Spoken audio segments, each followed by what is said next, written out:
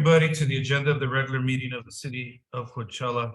The city council closed session regular meeting, the council sitting as a Coachella Sanitary District, Coachella Fire Protection District, Coachella Financing Authority, Coachella Education and Government Access Cable Channel Corporation, Coachella Water Authority, and the successor agency to the Coachella Redevelopment Agency.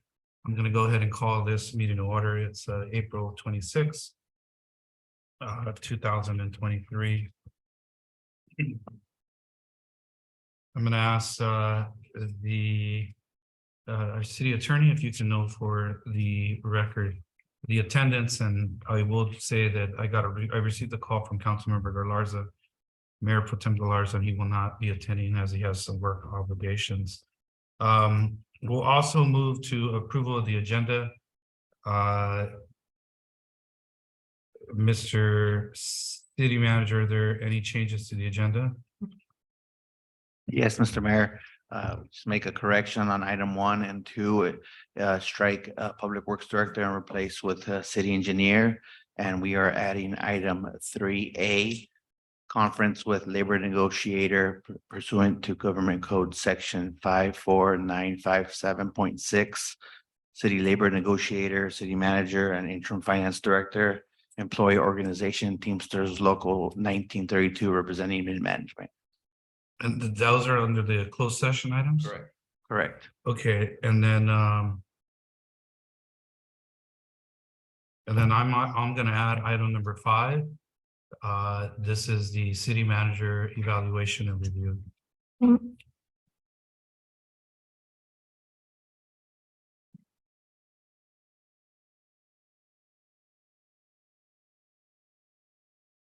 All right. Is there a motion to approve the agenda with the modifications? Motion to approve with the added modifications. to the There's a agenda. motion, is there a second? I'll go ahead and second. There's a second. All those in favor signify by saying aye. Aye. Is there any abstentions? Is there any no's? See none, motion carries. All right, with that, we will go into, actually, is there anyone in the public that would like to address city council? Seeing none, with that, we'll go into closed session. We're having some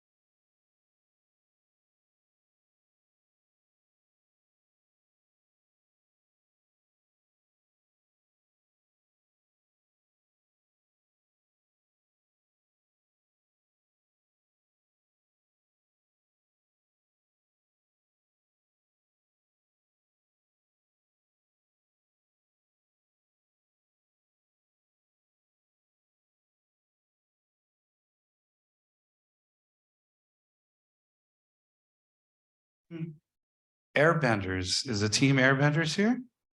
Yes, come on up here. Omar and Matias.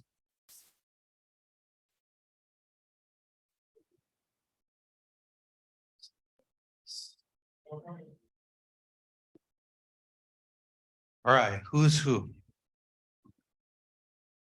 You're on. All right, we're gonna say Oman first. And then we will go to you, Matias, next. Is that cool? Does that work? Is your parents here? Your Diaz here? Yeah, Dia, what about your parents? Are they here? Yeah, your parents here? All right. And this is a City of Coachella, California proclamation, whereas Omar Garcia is the son of Marzo and Maria. And whereas he is a third grade student at Peter Pellington Elementary School, and whereas Omar was recognized for his efforts in community cleanup at around Peter Pellington Elementary School. Good job. Whereas Omar was a recent competitor in the Kid Wind Challenge, in which students explore renewable energies with a focus on wind energy. That's pretty cool.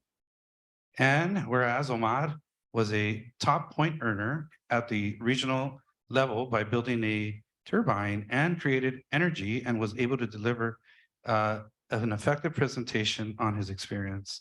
And whereas as a top point earner, Omar earned a spot to compete at the National Kid Win competition at the University of Colorado on May 14, 2023. Are you going? You going to Colorado? That's kind of cool.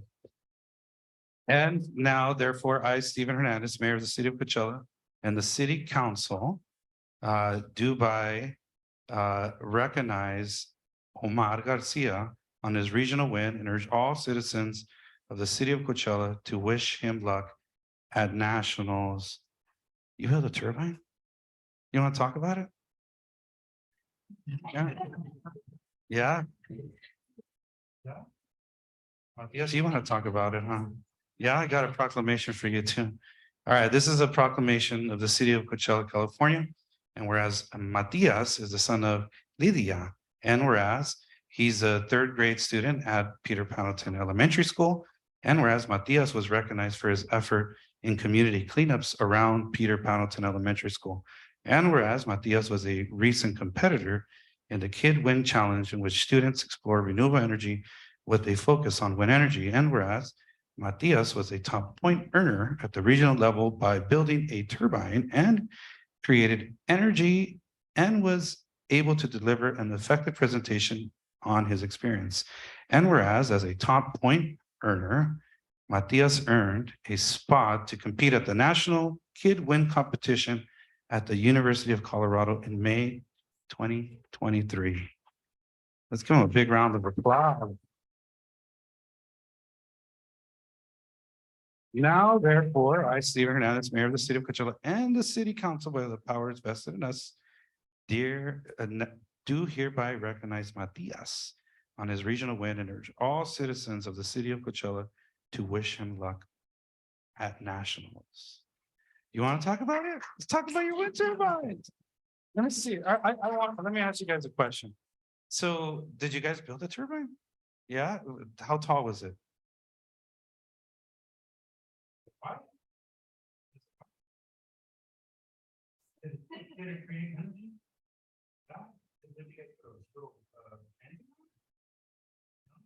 All in. Did it move like on the top? Did it move like this? Or did it move in the propeller? What did you learn from the experience?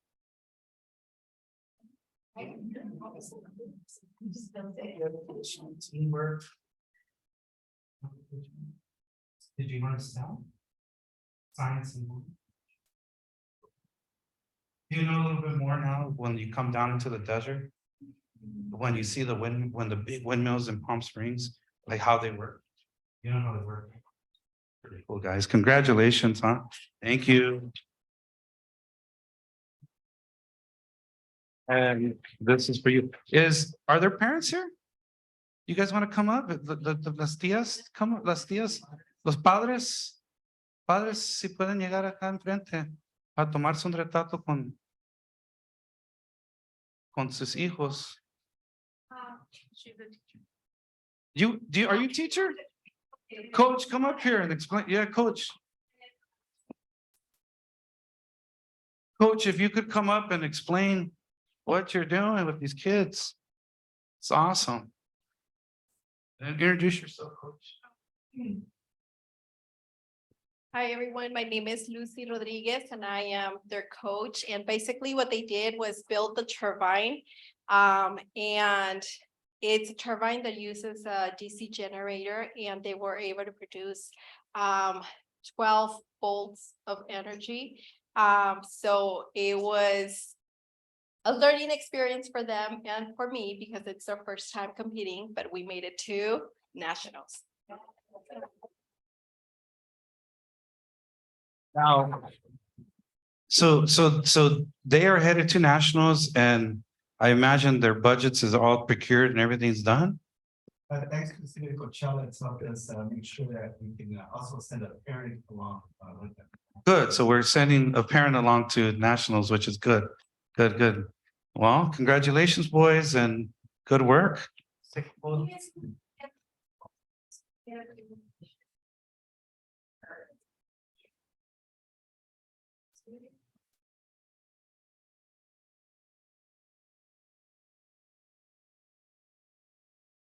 Y felicidades a todos los padres también por este, pues, por valiosos estudiantes que tienen, All right. Frank, Doctor, I'm gonna ask you now to move on to two teams that are from Cahuilla Desert Academy, and you can do one, and then we can have Councilmember Reed can do another. Go ahead. Team Hawkwood. We're gonna do Team Hawk Winds. There's two teams from Cahuilla Desert Academy Middle School with they're the Red Hawks, right? Red Tails. I went to school there and I forgot what they were. Red Tail Hawks. With a combination of 7th and 8th grade. And so the Team Hawk Winds is Jacqueline Curiel Alvarado and Pia One Home Kid. And Judith Ortiz, yes. They can come up to the front, yes, so we can read the proclamations.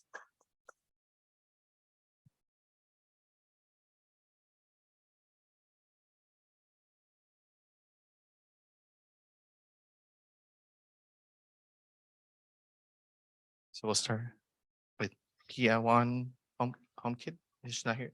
Okay. Judith. Okay, so we'll start with Judith.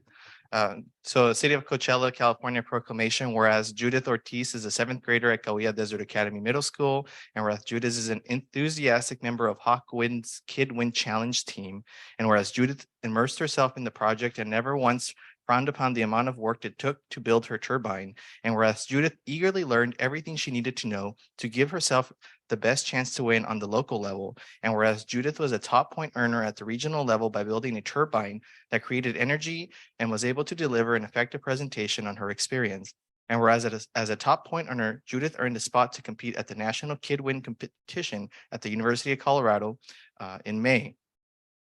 And now, therefore, I, Stephen Hernandez, and the rest of the city council, by the power vested, I don't read that, but big proclamation. So power vested it does in us, do I here to recognize Judith on her regional win and urge all citizens of the city of Coachella to wish her luck at nationals. I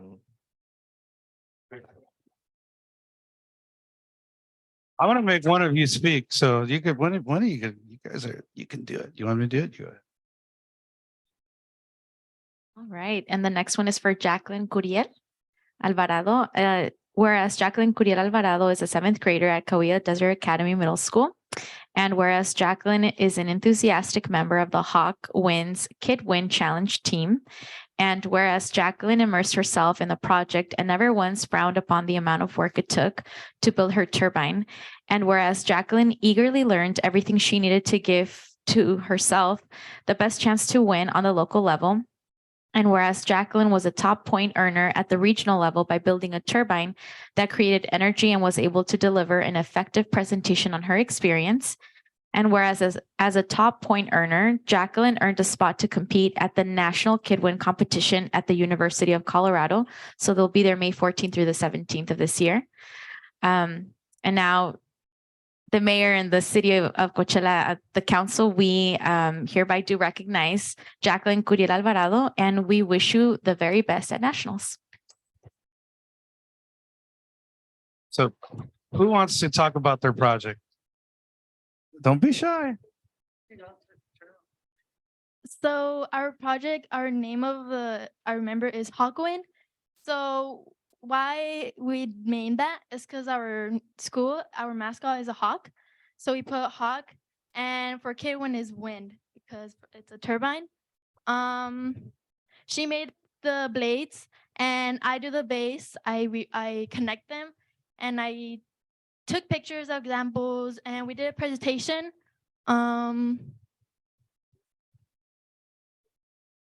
Our member Pio Juan Holmes is sadly not here, but she was in charge of the presentation and the slides and every information. So we are truly thankful for her. Our base was really an important part of our project. We really did like being there. We learned experience, we learned communication, we learned teamwork, even though we did have tough times, we did manage to go out in front of it. But thankfully, we were able to win for regional. So come on up here. Are your parents here? Bring them up here. Are your parents here? Yeah, come on up here. And then is your teacher here? Yeah, so I have a friend who went to she went to La Quinta High School, and she is a civil engineer, and she designs wind turbines. You guys want to know how much she makes a year? She makes about 197,250,000 because of overtime. And so what you all are doing is pretty amazing work, and the opportunity to work in that industry, particularly as young women, and particularly women of color, it's huge. It's huge. So I would encourage you to continue to explore that field, and you know that at least here back home, that opportunity is here. It's here. And I've actually gotten in my other job. I have another job. My job is actually to permit the wind turbines. And right now, the average height of a wind turbine is 427 feet. So while they look really small, they're really big, and they produce a lot of energy and power a lot of homes. So what you girls are doing and ladies are doing is pretty amazing. Congratulations. Let's take a photo. Let's take a photo. Felicidades también a los padres. Teacher, you want to say anything? I'm the school counselor at Cahuilla Desert Academy, and I just joined the team. Their coach is awesome, and she's having some health issues, so I filled in as a coach to help them. And I get to go to Colorado too. And they are wonderful kids. They are wonderful kids. Congratulations.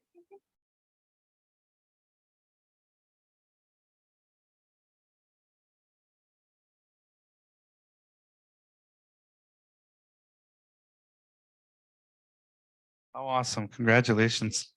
We have one more team, and I'm going to allow council member Delgado to read this. It's the last team there. Team Wind Bros. Yeah, with Victor Flores Munoz, Alberto Rodriguez, Richard Yanes, Mario Gallo, and Daniel Ceja. And is Victor in the audience?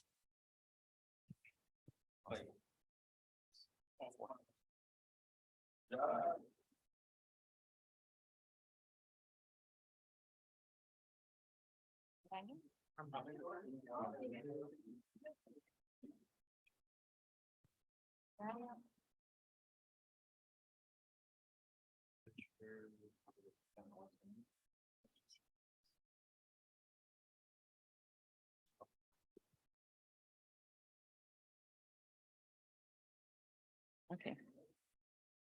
So Daniel Ceja. Come up here, please. You're doing good. Whereas Daniel Ceja is a seventh grader at Coahuila Desert Academy Middle School, and whereas Daniel is an enthusiastic member of the Win Bros Kid Win Challenge team, and whereas Daniel immersed himself in the project and never once frowned upon the amount of work it took to build this turbine. And whereas Daniel eagerly learned everything he needed to know to give himself the best chance to win on the local level. And whereas Daniel was a top point earner at the regional level by building a turbine that created energy and was able to deliver an effective presentation on his experience.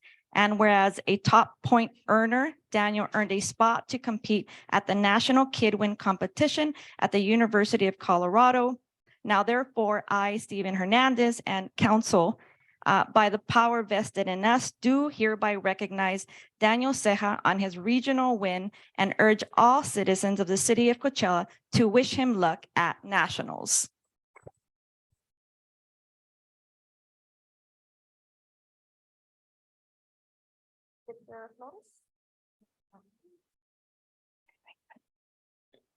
Whereas Victor Flores Munoz is a seventh grader at Coahuila Desert Academy Middle School, and whereas Victor is an enthusiastic member of the Win Bros Kid Win Challenge team, and whereas Victor immersed himself in the project and never once frowned upon the amount of work it took to build this turbine, and whereas Victor eagerly learned everything he needed to know to give himself the best chance to win on the local level, and whereas Victor was a top point earner at the regional level by building a turbine that created energy and was able to deliver an effective presentation on his experience. And whereas a top point earner, Victor earned a spot to compete at the National Kid Win competition at the University of Colorado.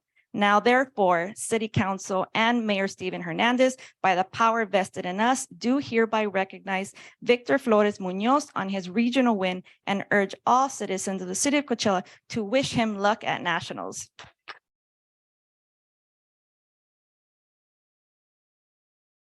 Mario?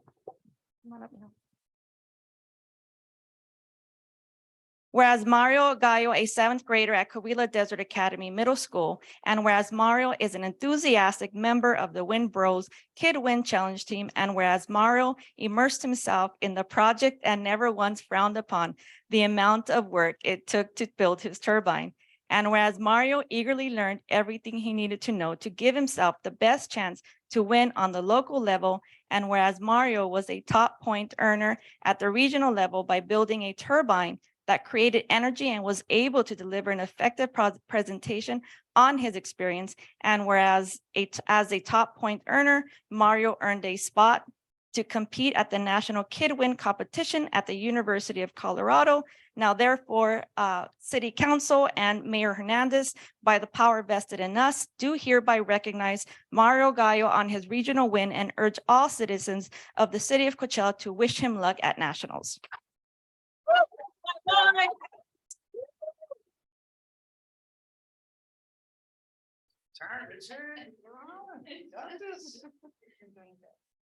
You're doing good. Whereas Richard Yanez is a seventh grader at the Coahuila Desert Academy Middle School, and whereas Richard is an enthusiastic member of the Win Bros Kid Win Challenge team, and whereas Richard immersed himself in the project and never once frowned upon the moment of work it took to build his turbine.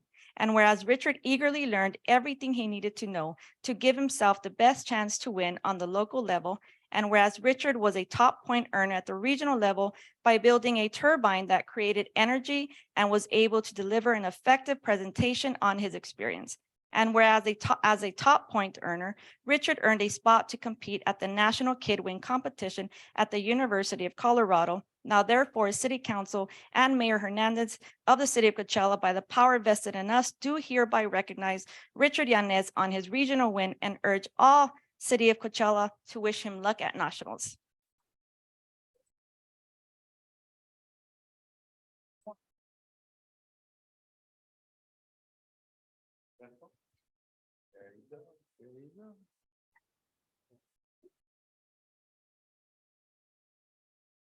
Whereas Alberto Castañeda, a resident of the city of Coachella, and whereas Alberto, the senior at Coachella Valley High School, and whereas Alberto has been effectively No?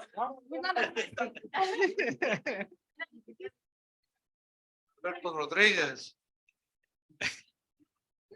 That's Alberto Castañeda. That's actually one of my teachers' names. Oh. Take a vote. Matt? Yeah. You know him? Yes, I do. Okay, cool. Whereas Alberto Rodriguez is an eighth grader at Coahuila Desert Academy Middle School. And whereas Alberto is enthusiastic member of the Wind Bros Kid Win Challenge team. And whereas Alberto immersed himself in the project and never once frowned upon the amount of work it took to build his turbine. And whereas Alberto eagerly learned everything he needed to know to give himself the best chance to win on the local level. And whereas Alberto was a top point earner at the regional level by building a turbine that created energy and was able to deliver an effective presentation on his experience. Whereas as a top point earner, Alberto earned a spot to compete at the National Kid Win competition at the University of Colorado. Now therefore, City Council and Mayor Hernandez of the City of Coachella, by the power vested in us, do recognize Alberto Rodriguez on his regional win and urge all citizens of the City of Coachella to wish him luck at nationals.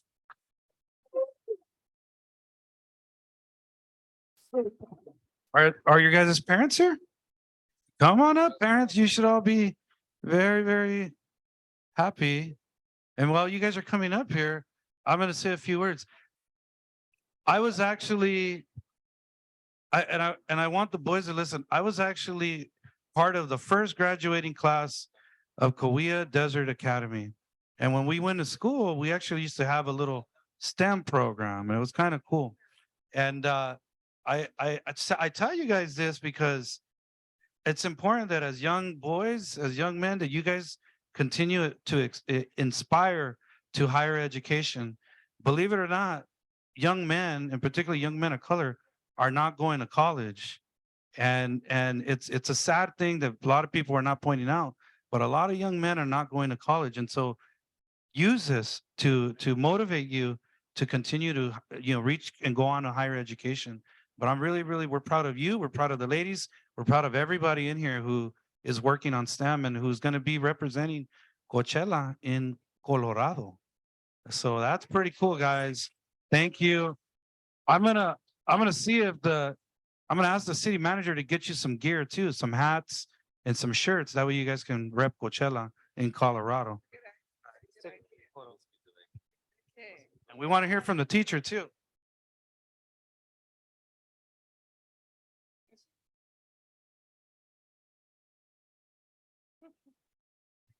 Who's great? Is it you again? Hey, get up here. Get up here. Her name is Carly Mahoney. She's awesome. Yeah. And without her, none of this would be happening, but she is having some health issues and I'm just stepping in to support and help the best I can. But Carly Mahoney takes the credit as their coach, and these kids, they are just awesome and they did all the work. So I just want to give another round of applause for them. Congratulations, boys, and congratulations, ladies, and congratulations, kids too, that did really well. And we do have some high school presentations, but I don't believe did they just get here? Oh, they just got here. All right. Well, thank you, boys, for being here. And we're going to do the next. Congratulations. We'll do the next presentation, and we're going to get you guys some shirts and hats. Okay, we'll make sure of that. Thank you, guys. Wait, does one of you want to talk? You want to talk a little bit?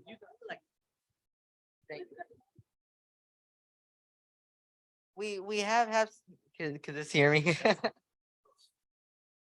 How about now? Oh, echo. I just want to say that Miss Mahoney, she's one of the best teachers ever. She works hard every single day. At the moment, she's not here with us, but I could tell right now she's probably at home watching this interview, proud of us. She's probably crying and in a good way, okay. And I just also want to thank all my team here for helping me out. And at first I was really kind of scared to even do this in the first place. I didn't want to, but my dad, my grandma, my grandpa, they they kind of forced me just a little bit, but it worked for the best. And I just want to thank them. And I cannot wait to do this in high school. It's going to be really fun. I just want to thank them personally. Thank you so much.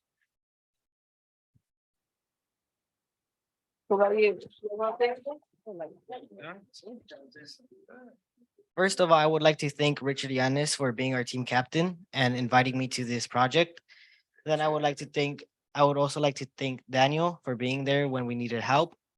Alberto was mostly our supplier. He did help a lot. I want to thank him as well. Mario, I really appreciated your help with the project. I'm glad you were there with us. And I'm very glad to have you guys on this team and that we're going to Colorado. Thank you. And Richard's the team captain.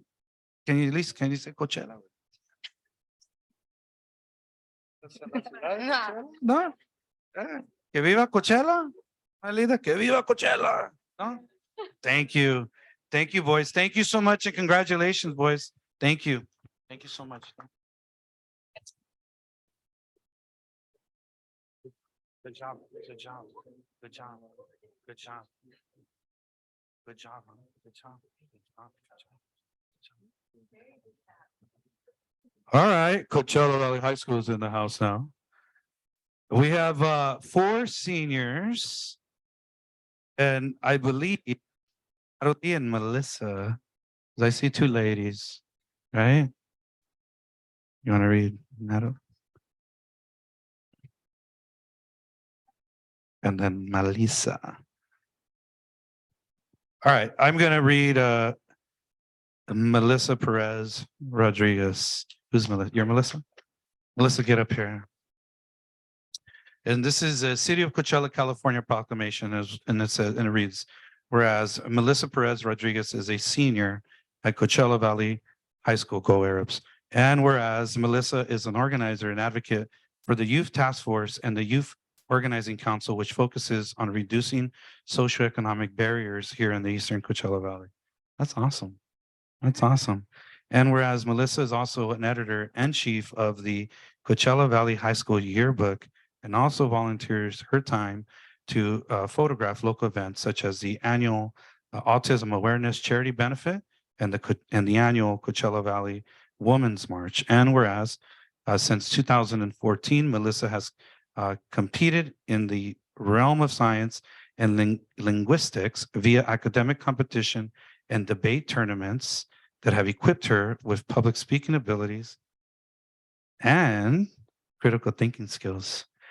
And whereas the Kid Win national competition has fostered Melissa's growth as a student and future engineer. That's that. This one gets better and better. And whereas Melissa will be attending UCLA in the fall to study biomedical engineering. And now, therefore, I, Stephen A. Hernandez, Mayor of the City of Coachella and the City Council, by the power vested in us, do hereby recognize Melissa Perez Rodriguez for her regional win and urge all citizens of the City of Coachella to wish her luck at nationals. We're going to let you show off your public speaking skills right now. We got one more proclamation. This is for Natalie. Whereas Natalie is a senior at Coachella Valley High School, and whereas she continuously supports and mentors her peers around the central idea of renewable energy, and whereas this is her 5th year competing at the national level at the Kid Win Challenge, which also has ignited her passion for helping others and her environment. And whereas through these science and engineering events, Natalie has realized her passion for the issues that affect the Coachella Valley, such as environmental neglect, immigration, and family affairs. And whereas Natalie will be majoring in pre-law at UC Berkeley in the fall. And whereas as a top point earner, Natalie and her team have earned a spot to compete at the National Kid Win competition at the University of Colorado later in May. And now, therefore, the City Council and Mayor of the City of Coachella do recognize Natalie, and we urge all citizens of the City of Coachella to wish her luck on nationals. All right, who's up first that wants to talk about it? And then we'll invite your parents up. And then if you're, might be your guidance counselor, or if your teacher is here, we want to hear from them too. So you are up, madam. Hi, so first off, thank you everyone for being here. It is an honor to be here and to get this recognition. I'd like to first start off by saying that I am beyond proud of all the middle schoolers, Win Bros, and the girls as well. I'm so happy for you guys. I know it was a some rough days, and you guys pulled through. We did not doubt it for a second. We are so proud of you guys. I'm also proud of my best friend, Melissa. She is going to be majoring in biomedical engineering, as you guys heard. Beyond proud of her and my other two teammates as well, who unfortunately couldn't make it with us today. But this is an honor. Thank you guys so much. Thank you to the entire community. Thank you to my mom, my brother. I really appreciate everything that they've done for me and how they support me throughout the years.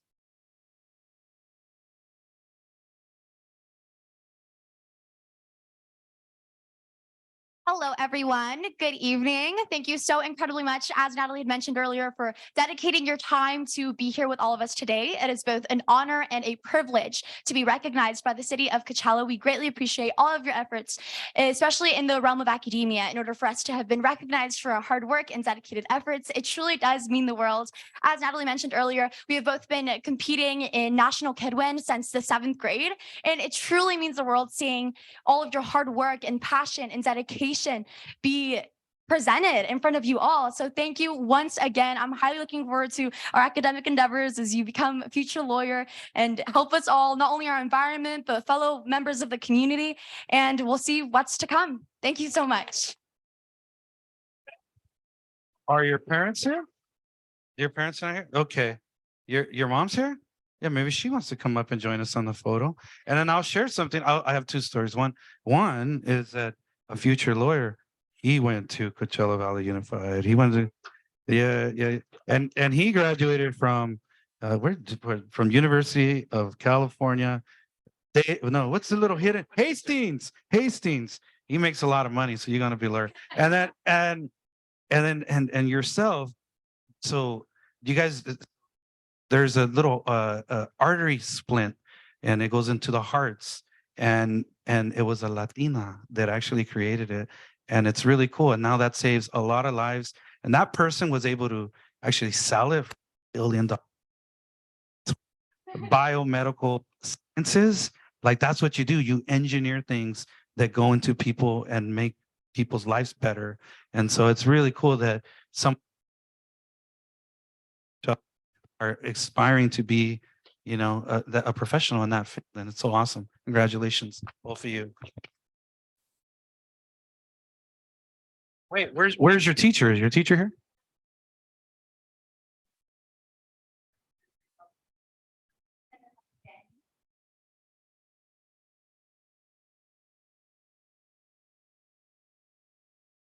Thank you, ladies. Congratulations.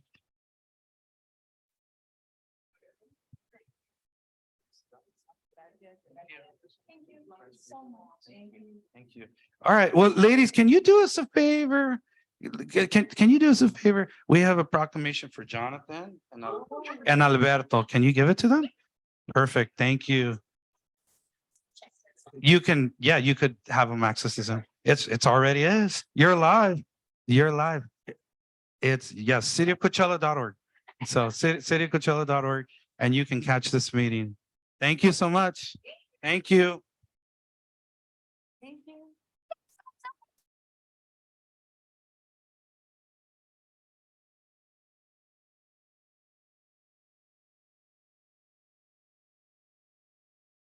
And congratulations again to all of the students and parents of the elementary, middle school, and high school for doing an excellent job. And you guys are all headed to Colorado and representing the city. And so Gabriel, again, I'm gonna remind you, get them some hats and shirts.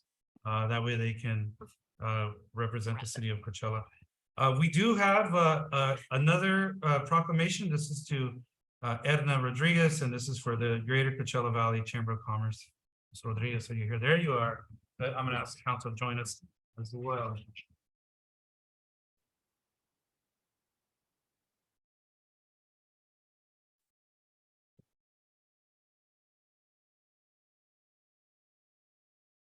So hard to see you leave.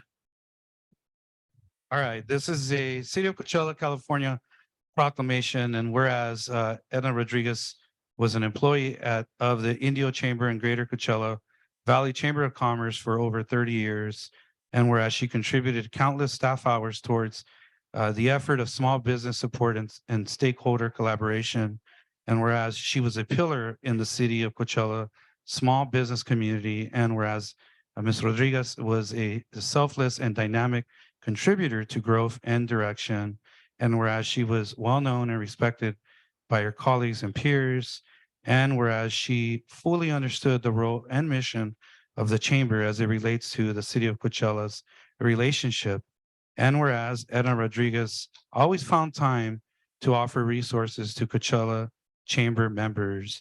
Now, therefore, I, Stephen A. Hernandez, Mayor of the City of Coachella, and the City Council, by the powers vested in us, do hereby recognize Edna Rodriguez for her 30 years of service to the Greater Coachella Valley Chamber of Commerce, and urge all citizens of the City of Coachella to wish her well on her retirement.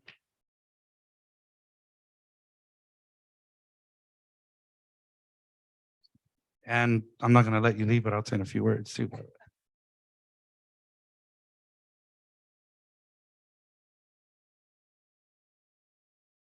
Thank you. It's been an honor to have my office next door. I still call it my office.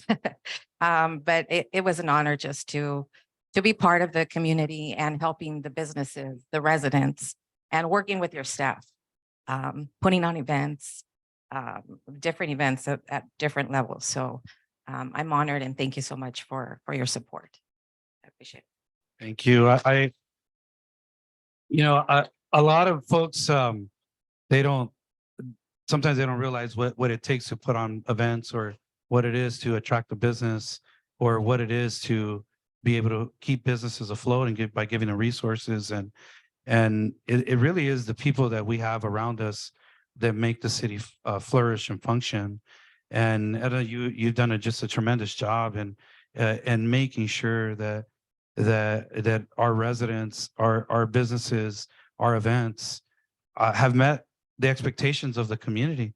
And I think that if you look at how well a lot of our events have gone, and how organized they are, and the feedback that we're getting from the community in terms of how enjoyable they are, and at the same time, the small business community is growing. It's people like you, and it's you actually, and your colleague as well, that has made just a big difference in Coachella.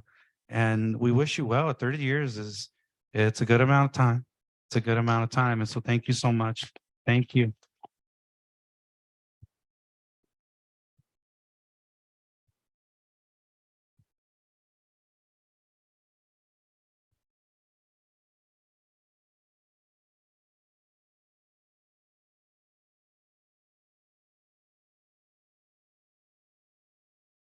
So that was fun.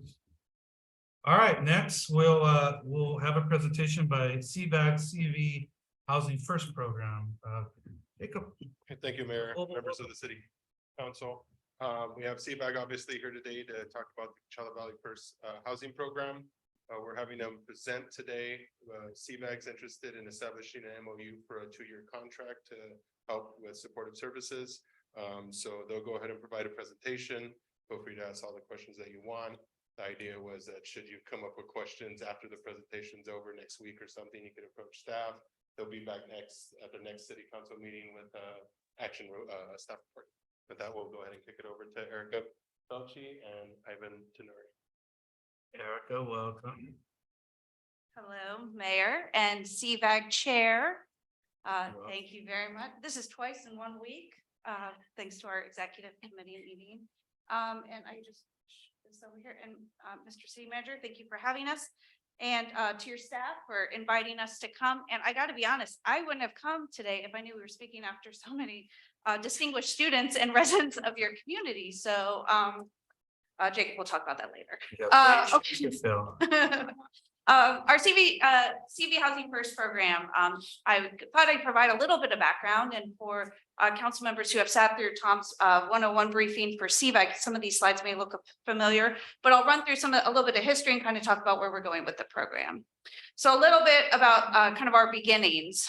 For many years, your neighbors over at the city of Indio had some concerns about a concentration of homelessness services in the city. And so there was a push to build a homeless shelter in the western part of the Coachella Valley. And CVAG ran Roy's Desert Resource Center. And frankly, Roy's helped thousands of people. We contracted with Jewish Family Services at the desert, and it was in place for many years. And it had its challenges. I'll say that in my previous job, I was a reporter, and I often came to council meetings where funding for Roy's was always discussed because it was always done on an annual basis. And over time, based on city budgets, right, the funding may come through and may not come through. So beds became limited at Roy's, and also there's transportation challenges. This is in the north part of Palm Springs. It's actually off the 10, and you can see it off the 10, and there's no direct bus route. And yet there was no daytime services at Roy's. So folks had to leave during the day and come back, and that caused a number of issues. So in 2017, Jewish Family Services, our contractor at the time, said, you know what, we think we're done. And they suggested that CVAG start looking for another contractor, which proved to be challenging. And at the same time, our homelessness committee decided to take a look at the approach we were doing. The county came in and said they needed the building for long-term mental health beds, which were much needed. And so, as they say, when a door closes, another one opens. And that's what gets us to today and the Housing First program. The Housing First program is built on kind of a model, and I'll give you a really simplistic definition of it, that if we put a roof over a homeless individual's head, we can focus on their other issues and really case manage them. So we contracted with Path of Life Ministries, which is based in Riverside. And we use guidance from the Desert Healthcare District's funded report, which was done by a nationally known expert named Barbara Poppy. And we built a program that developed wraparound services. And we looked at all the issues that our homeless population were facing. But I gotta tell you, our committee held us to high standards, and they should. And in 2020, by 2020, we were hearing a lot of concerns from cities, including yours, about how responsive or not the Path of Life program was being for their community. So we did something that our executive director did a bit reluctantly. And we said, what if we brought the program in-house? And rather than staff, monitor, contract, what if we hired the best? And we hired the case managers, and we brought them in as CVAG employees, and we managed the program. What would that look like? So in 2020, our executive committee, based on a recommendation from our homelessness committee, gave us direction to do so, and we refined the program. Since launching this program in-house in 2021, we've refined the program to focus on the chronically homeless. The homeless that your police department and the code enforcement team and the sheriff's department know all too well. They're the ones in our emergency rooms. And frankly, they're costing us a lot of dollars in responding with resources. And they're the ones that you most likely are getting the phone calls about because folks see them every day on the way to get coffee or wherever else. So how do we help these individuals? We have a few ways that we're helping them in our program. One is what we call rapid resolution. Sometimes folks need a bus ticket home. They have a family, they have a place to live, they just can't get there. And sometimes something like a broken car is what's prohibiting them from maintaining their job. So we look for ways that we can help that. But more often than not, we're using what we call crisis stabilization units. And these are hotels and apartments that CVAG is renting. We put homeless individuals in them, and we put them in there for roughly 90 days, and we do intensive case management. We make sure they have the proper documentation with their ID, their birth certificate, et cetera. We connect them to vouchers, public social services. And in that time, we also connect them to a permanent housing solution. And we conduct outreach. You may have seen, this is our mobile access center, and this is essentially a bus that we use as part of our outreach efforts. So how are we doing? CV 200, and again, like I said, we changed it to an in-house program in late 2020 and 2021. Of the 200 individuals named most chronically homeless in the Coachella Valley by your law enforcement and code enforcement, we permanently housed 75 of them. It's incredible. We were overwhelmed by the success. Our team, including Ivan Tenorio, who's been with us since the beginning, it just did remarkable work. So at the beginning of 2022, we reset the list. We went back to all our partners and we said, who are, now that we've got this list, let's fill the list back up. We reset it back to 200. And last year, we housed another 54. That is great. We faced a lot of challenges last year. Rising rents. They don't keep the voucher costs, don't keep pace with rising rents. So you often have a gap. It causes us some challenges. And we had some other challenges along the way. And one of the biggest challenges, frankly, is just available units. You all know this better than I do. The need for affordable housing in the Coachella Valley is real. And without doors to permanently house individuals, we can't permanently house individuals. So at the beginning, before I even talk about this year, I wanted to also talk about some of our successes of those 54. Ivan Tenorio is our management analyst. He leads our team. He's far more knowledgeable than me. I just talk faster. Good evening. So this lovely individual is Miss Calderon. She was actually homeless over by the Loves on Dillon, over by that road that kind of leads to the casino. And we met with her actually last year, midsummer. And we engaged with her, realized that she was one of our CB 200. And we were able to identify what she needed. We worked with her, put her in a unit, connected her to our wraparound services. We talk about legal, birth certificates, IDs, things of that nature. We were actually quickly able to house her within about a couple months because of our partnerships, in those services with legal. Yeah, 2 months took about us to house her and with a voucher. Yeah. Is it a click? Oh, you're back up.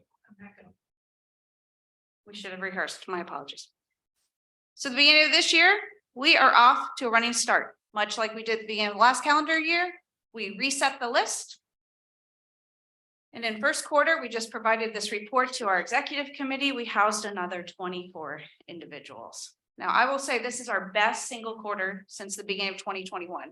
And part of the reason 2021's numbers are so high is because we had clients who had previously been helped by Path of Life but not permanently housed, kind of on the, what I call it, low-hanging fruit or the runway, right? Their case management had already started.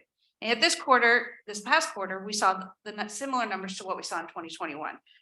We are excited and optimistic, but not promising that that's a trend that's going to continue. Part of the reason that these numbers were so high this quarter was because there was a new complex that opened in Riverside, and several of our formerly homeless individuals got vouchers and were housed there as part of a new complex. And I believe we have one more story. And this is actually a very familiar face with your code enforcement, Ms. Doyle. She's been homeless now, I think about over 12 years. So I've known her since my days at the rescue mission when I used to work there. But we actually met with Ms. Doyle about over a year ago. Put her in, again, same scenario, put her in one of our units.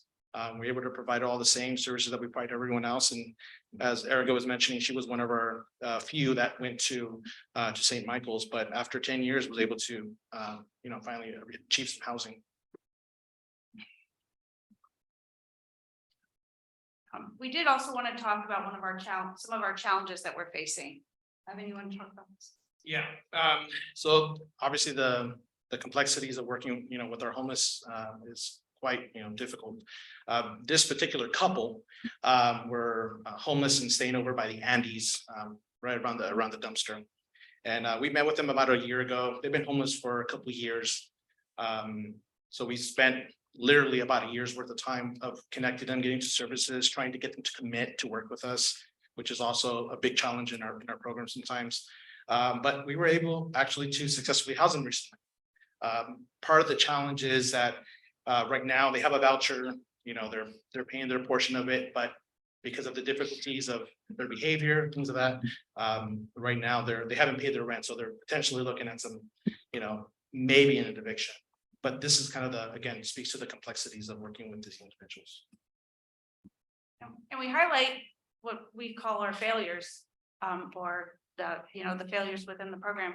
Because we want to be really transparent about our numbers. And that is one thing that you'll see on a quarterly basis, and homelessness committee, as you know, sees it, gets quite a bit of information on this. I think that wraps our kind of like recap here. And the reason we are here is because as we brought the program in-house, the direction from our homelessness and executive committee was to make sure we also sustain funding. And traditionally for this homelessness program, every year CVAG would write your city a letter, and there would be a delay, and there'd be some back and forth, right? Getting on an agenda. And eventually we would all talk about whether to fund for 100,000. And then since we've transitioned the program over to CV 200 and the CV Housing First program, all of our cities have been supportive of this program. We're really proud of this program, and we're looking for efficiencies. We're asking for a 2-3 year MOU from the city to make it easier on you all, on particularly your staff, when we send an invoice, right, for the program, and it makes it easier for us to also plan ahead for the program. And that way we don't have to come every year with a letter and go through it, and then you can plan for your budgets accordingly. We're happy to address any questions, and thank you again for your time. Any questions? Well, if there's any questions, get a hold of Ivan and Erica at CVAG. Great, thank you. It's nice to Or meet you. Jacob's staff. Thank you. Thank you. Erica, thank you guys for coming by. Thank you. And then we'll now move on to item number 8. This is our audit report presentation. Bill. Good evening, council members. You're going to hear from me a couple of times tonight, but right now I'm going to turn the show over to Francis from the Moon Group. There's also a contract later on that you'll be looking at in the consent calendar. It's been great to work with them. I worked with them back when I was here originally as the city manager and the finance director. They've been great to work with. She's going to update you. I think it's been a little while since you've seen the council, so there's a few new faces. So welcome, Francis, to the podium. Francis, welcome. Good evening, City Council. My name is Francis Kuo. I am the audit engagement partner for the audit of the City of Coachella.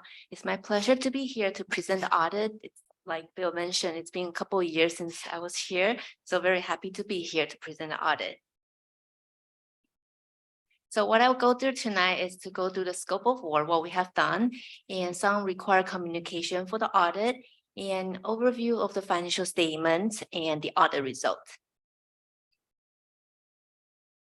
So we will engage to perform the audit of the city's financial statement. So included in the city's financial statement are the successor agency, the Coachella Successor Agency, the Coachella Financing Authority, the Water Authority, the Sanitary District, and also the Fire Protection District. So there are many component units that's included in the city's financial statement that we audit.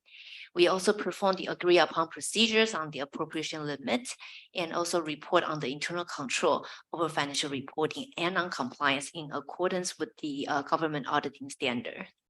If I could just make a quick comment, our audit is done annually by an independent auditor that reviews our finance department as well as different procedures within our organization to ensure that where there isn't any malfeasance or any shenanigans and proper accounting. And so I think it's important that we just say that, because it's been a minute since we've been here in person, and it's been going on through Zoom because of COVID. But I'm happy to see you here. So as for the responsibilities, so of course the management's responsibility is the whole financial statement, the year-end closing, maintain the accounting record. But as auditor, our responsibility is to express an opinion on the financial statement to make sure they are fairly presented in all material respect. And we also perform the audit to provide reasonable assurance. So to say that reasonable assurance is not absolute assurance, but it's reasonable assurance to say the financial statement is fairly presented.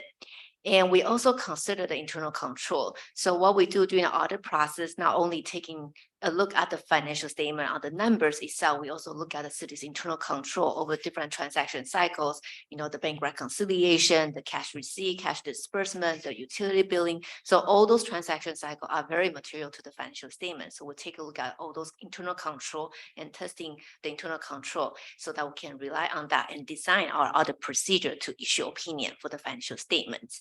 And we also conclude that there are no condition or event that will raise any substantial doubt of the city's ability to continue as a going concern. And we also require to communicate with those charged with governance. So that's why I'm here to present the audit. Couple other required communication is that we have complied with all relevant ethical requirement, and we are independent for the city. And significant accounting policy are described in the city's financial statement. The city during the year implement GASB Government Accounting Standard Board Statement number 87. This is a really big pronouncement that affect all the municipality related to the leases. So that actually bring a big balance of the lease receivable and with the offsetting different inflow resources for the rental property that the city has to the financial statement. So this is a really major pronouncement that affect a lot of government, and it takes a lot of effort to implement that so the city actually implement that during the fiscal year 22 as required.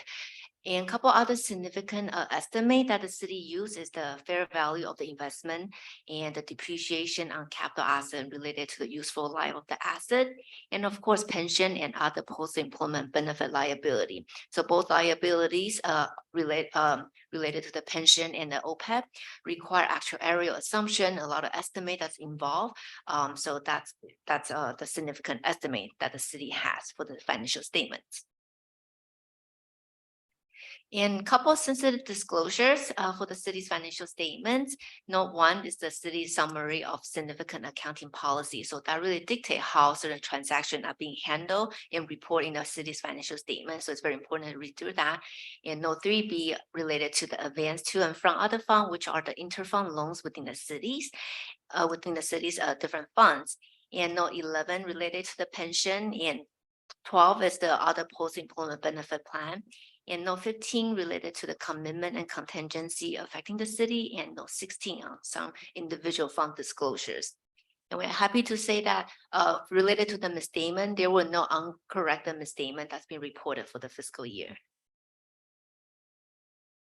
Couple other communication related to consultation with other accountants. So from time to time, the city may consult with other accountants related to certain accounting treatment, but during the course of the audit, we are not aware of any consultation with other accountants. We also didn't encounter any difficulty conducting the audit. We're dealing with management, and they have been very responsive, providing documentation and working closely with us in completing the audit.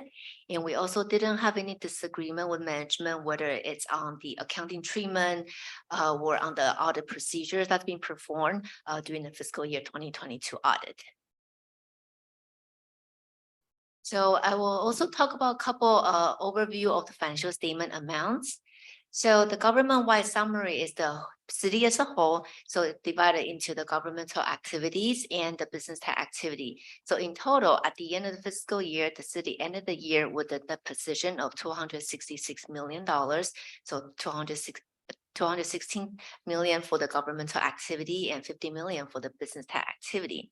So the governmental activity are all the general fund, the special revenue fund of the city, the service fund, and the business tax activities are the city's water and sanitary district.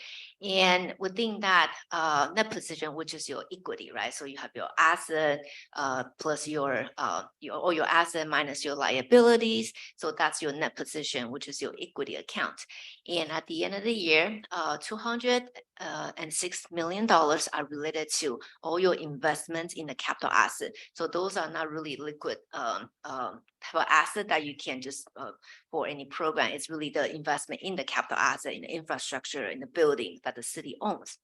And $31 million is in the restricted net position from the external restriction. For example, you have some grant restriction or some restricted fund that's being set aside for specific purpose from external restriction, and leave the city with $30 million of unrestricted net position. And this slide is about the operation. So for the fiscal year and the 2022, the operation of the city. So the governmental activity and the business activity combined has had $34 million of expenses. So those are the operating expenses incurred during the year. And with the program revenue are the charge for services, operating grant, capital grant related to those providing those services, $35 million of revenue. So the net cost of the service provided is 900, it's about $1 million for the fiscal year 22.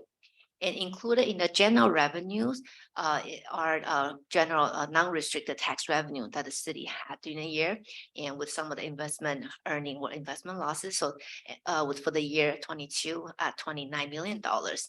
So the city had an increase of net position of 30 million in the fiscal year 22. And as you can see, the tax revenue, the non-restricted tax revenue for the governmental activity at $26 million, which is about 32% of the net cost of service. And this slide, it's about the city's general fund. So for the general fund, the city ended the year with $34 million of fund balance. So included in the fund balance, $9.6 million is the non-spendable fund balance, which are some of the prepaid expenses and then also some of the advances to other funds that it's not really liquid for the city to use. And the $6.7 million of committed fund balance, which is related to the city council's fiscal policy to set some fund aside in case of emergency. So those are the fiscal policy that's been set some funding aside. And then you have some assigned fund balances related to some of the project that the city committed to that the city will be carry out. So you set some fund aside $4.6 million.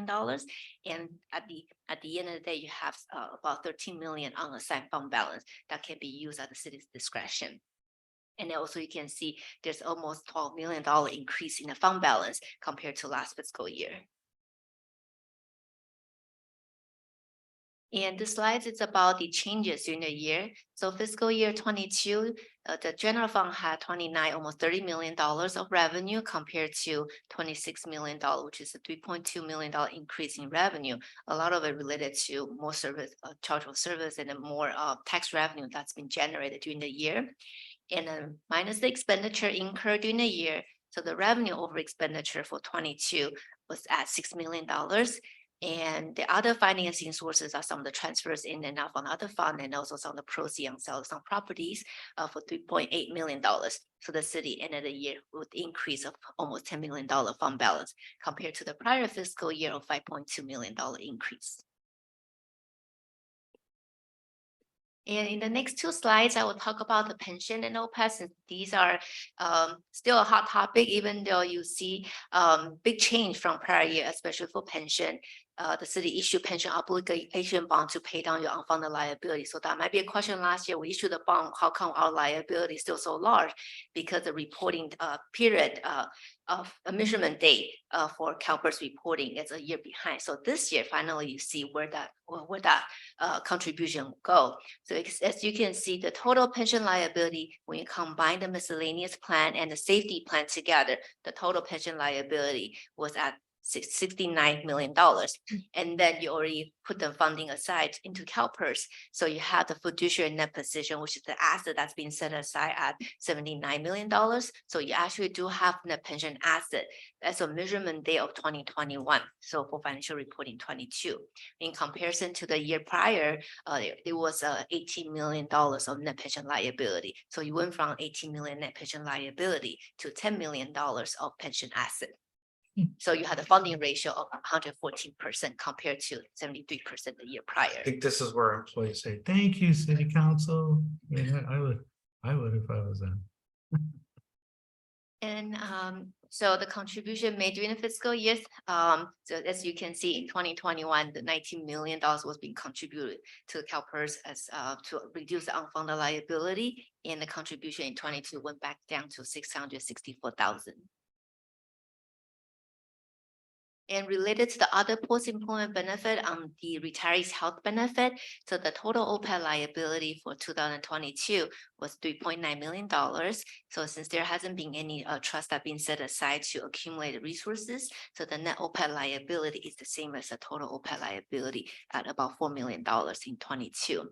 And the contribution made directly to retiree health benefit was 151,000 in 2022.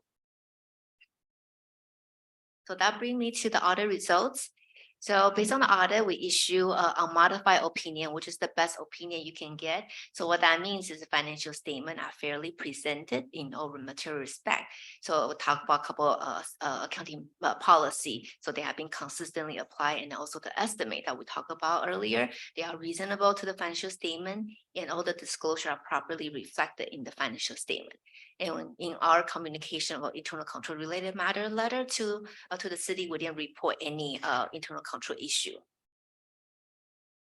With that, conclude my presentation, and more than happy to answer any question. Any questions?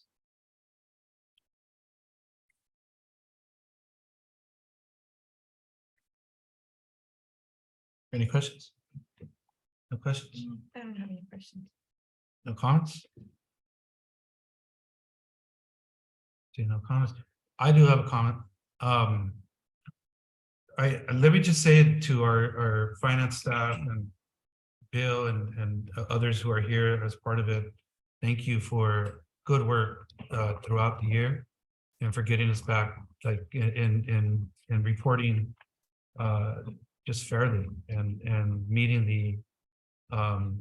the requirements of what we're supposed to do here in the city of Coachella. When you look at our documents or the audit, it can be a little bit misleading because obviously our net position has grown significantly because of the results of the pension obligation bond. And I think it's important that we recognize what we did as a council. And there are some members that are new here, but there are some that are part of it that when we issued those bonds, we hit the market very well. And I remember the conversations there, and because I led that effort to do them. And in fact, I remember I argued it against our finance or city manager at the time. He didn't want to do them, but we did them, and it actually turned out to our favor. And to the point now that we're over 114% funded on our pension. Now,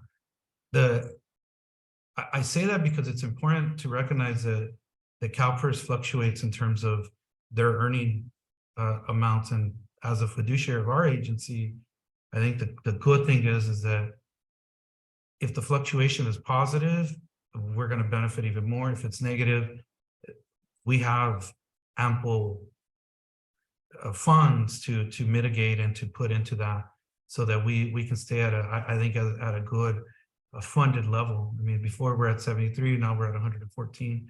And it may be good for us to consider as a council policy, always trying to stick to like a 90%, 92% funding ratio. And that's more to our employees' benefit. Now, it could also be argued that if we're going to be at 92% or whatever it is, then that's dollars that are not on the street. And in terms of us making value. So that's something that I think we can further analyze and think about. And it's just something to really kind of consider. The other side of it too, is that when you look at our liquidity, obviously our liquidity has grown year after year after year. And I remember when I first started, our liabilities and we were at maybe at a 3-4 million in total reserves, and now we're upwards of 30. And at the same time, we have a lot of great public projects, libraries, parks, bridges, roads. And I think it's important that our residents know that unlike other cities, the financial position of the city of Coachella is strong.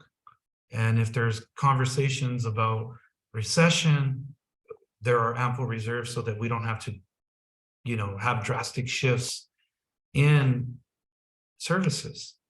And at the same time, our employees, right? Our employees, I think it's also fair for them to understand, and maybe we can use this as a tool to attract, because there's good fiscal and financial health to the point that we're looking at long-term MOUs with them, and I think we need to toot our horn just a little, just a little bit, because it's important that people understand that the mayor and the city council have been good fiduciaries of the money, because I remember years where the city of Coachella was broke.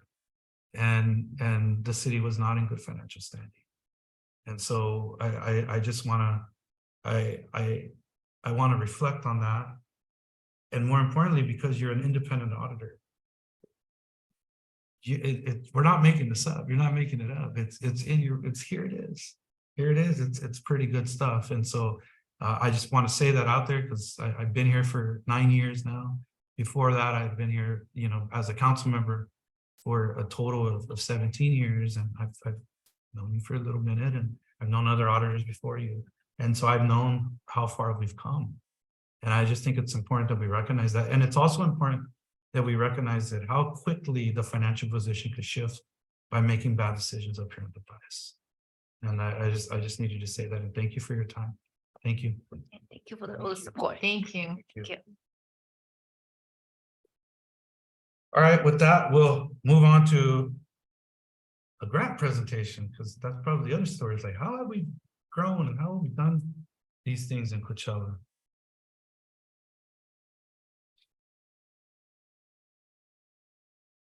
All right, well, good evening, Honorable Mayor and council members. Selena Jimenez, Economic Development Director. And so this evening I will be presenting on the multiple grant funding opportunities that the city will be pursuing. The first that I want to talk about is the RCTC SB 821 Bicycle and Pedestrian Facilities Biennial Call for Projects. You did see this item at the previous council meeting, and I just wanted to highlight that the scope changed very slightly, and only because we are not able to stripe. Is this working? Sorry, oops. Okay, I just wasn't seeing the mouse up there, so I apologize.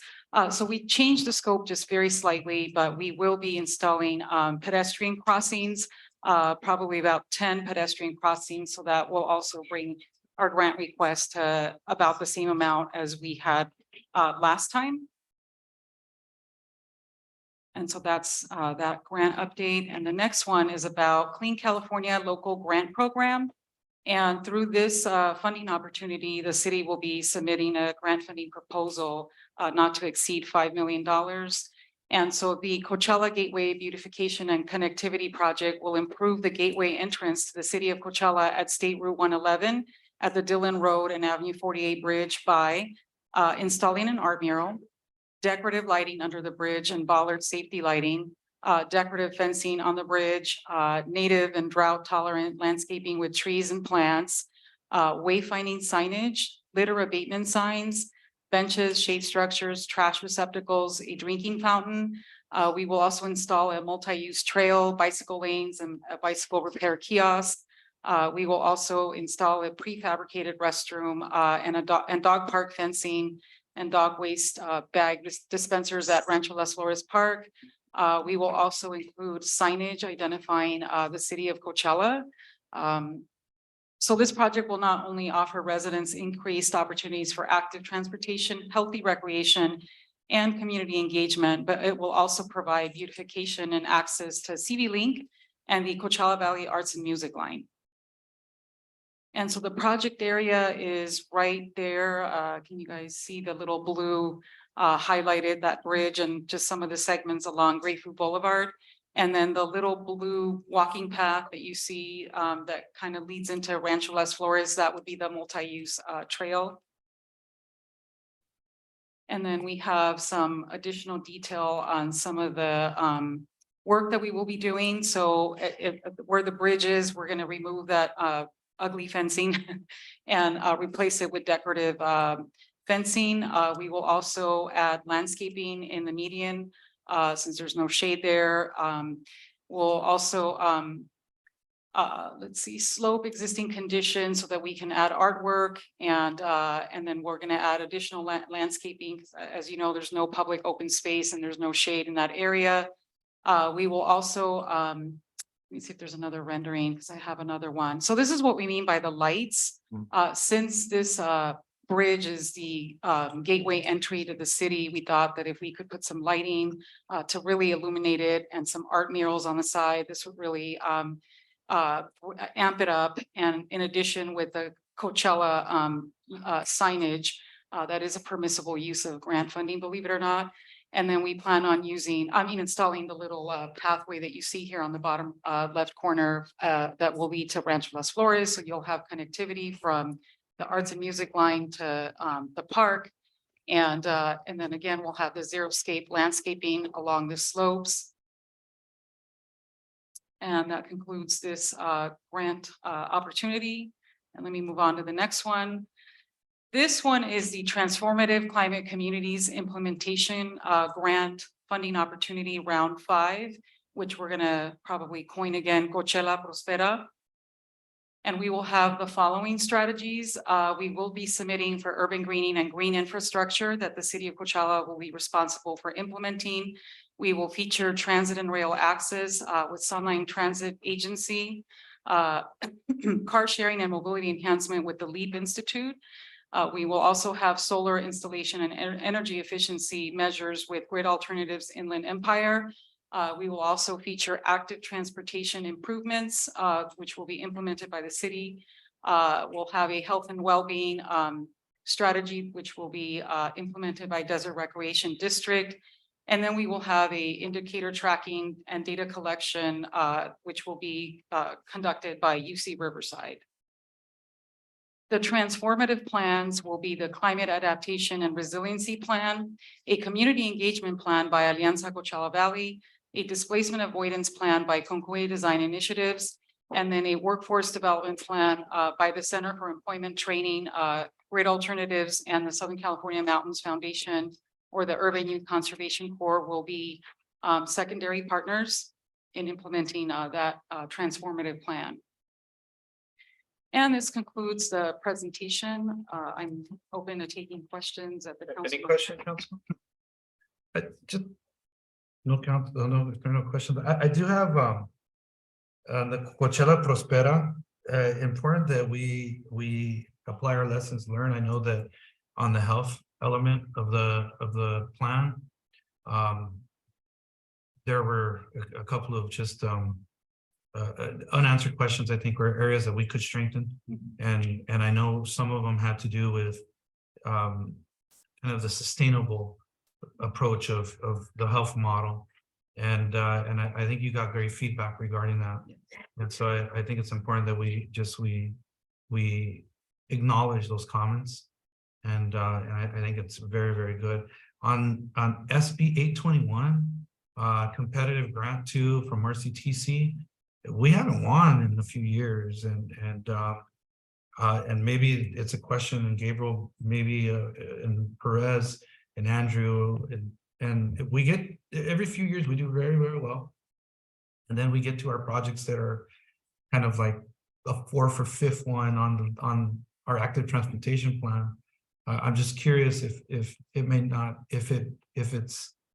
the right time to redo our active transportation plan to really give us a good project, and because of the simple fact that on 821 we've lost a few rounds.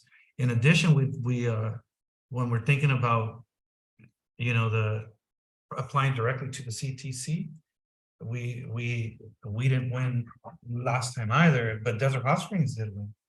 And then the other one that won too was the Avenue 48, the arts and music line.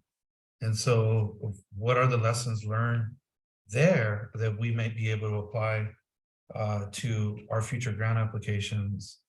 Just trying to connect the dots and reminding folks of, all right, like, we've applied, we didn't win, we're coming back, which definitely support, that's what we need to do, but how can we continue to build off of what we've heard? Thank you. Any other questions or comments? Thank you. Thank you.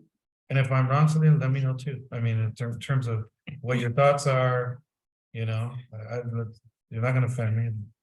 That's okay. Absolutely. Thank you, Mayor. Yeah, thank you. All right, with that, we'll move on to our major budget report. This is the part of the presentation where you show us the money, Bill. It's like that movie. Yes, we get to talk about it. Yeah. Good evening, council. It's been a long time since I've been up here doing this. First off, what I like to do is talk about the economy. We'll talk about the US economy and then the California economy. We'll talk about the general fund and the revenues, and then the general fund expenditures, and then get into water and sanitary, and then talk for a minute about the budget. We're working on the budget right now. The plan is to get a draft document to you next week, actually, for you to review. We'll go over that on May 10th and then hopefully adopt by the end of May is the plan. So first off, the US economy. The Fed continues to raise rates. Right now, we're sitting at 4.75 to 5%. They meet next week. Chances are they'll raise another quarter unless if people are spooked by what's going on with banks. Hopefully that's not the case because I don't know how many more rate hikes we can weather, but so far so good. Economic activity, the real gross domestic product raised at 2.7% during the fourth quarter. We know that it slowed down. And there's talks of a possible recession by year end. Hopefully that does not take place. And if rates slow down, hopefully that would be the case. Inflation decelerated to 5.9%. That's moving in a better direction. And I guess last month it even did better than that. So hopefully the Fed will take that into consideration as well. Unemployment remains historically low at 3.5%. However, that's deceiving because they talk about, people, and you see it every day in the news, people are getting laid off, but it's not necessarily wage earners that are working, younger people and people around minimum wage. It's not those individuals that are getting laid off. It's white collar people that are getting laid off right now. So it's a little different than what it was before in the past. Growth in the housing market is expected to continue because it had been depressed for so long. We're seeing that the housing prices in the Coachella Valley will continue to increase, and it's because we didn't have those peaks like they had in Western Riverside County or even Orange County. Our housing is going robust here. We permitted and had 192 units come through last year, which will help our CFD, which will be taken into consideration when we put the budget together. This is a concerning thing. Personal income rose at 5.6% during the fourth quarter of 22. Personal consumption expenditures increased. However, people are not saving money. And it's because during the pandemic, we had some very strange things happen that the federal government infused billions of dollars, actually trillions of dollars into the economy, which helped create inflation. And now we're kind of living with that. People got used to having all this money and now they're cutting back and it's going to start rippling through the economy. Hopefully not to the point where we do see a recession.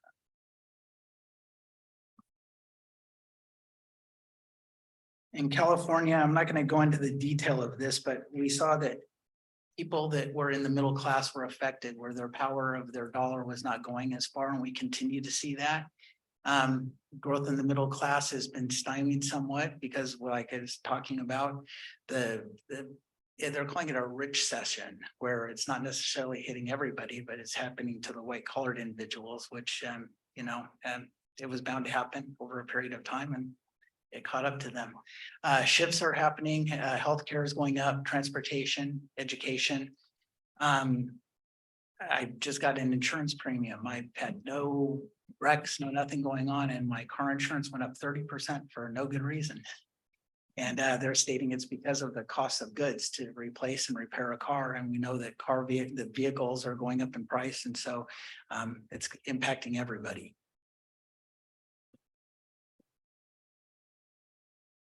California's overall economy is supposed to grow at about 3%. I'm sorry, wrong. Cities and counties can be optimistic. We are expecting increases in sales tax. When I was looking at the city of Coachella from afar, I was concerned because I'd seen that in our Measure U revenues, it had been far greater than what we'd expected before in the past. So looking from afar, we have our sales tax, and we have our Measure U tax, and typically those are very close to each other. You'd expect like a $250,000 to $350,000 difference between them because most everything is captured by the 1% that would move over. However, there are some additives, and one of those is car sales.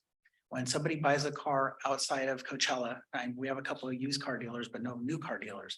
So when somebody goes and buys a new car in India or in Cat City or even in Palm Springs, that 1% of their car sale comes back to the city of Coachella. So we knew consistently what was going on. But we had a call with their sales tax consultant just this last week. And it was pretty astounding to look at the numbers. I knew that there was something going on. I just couldn't put my finger on it.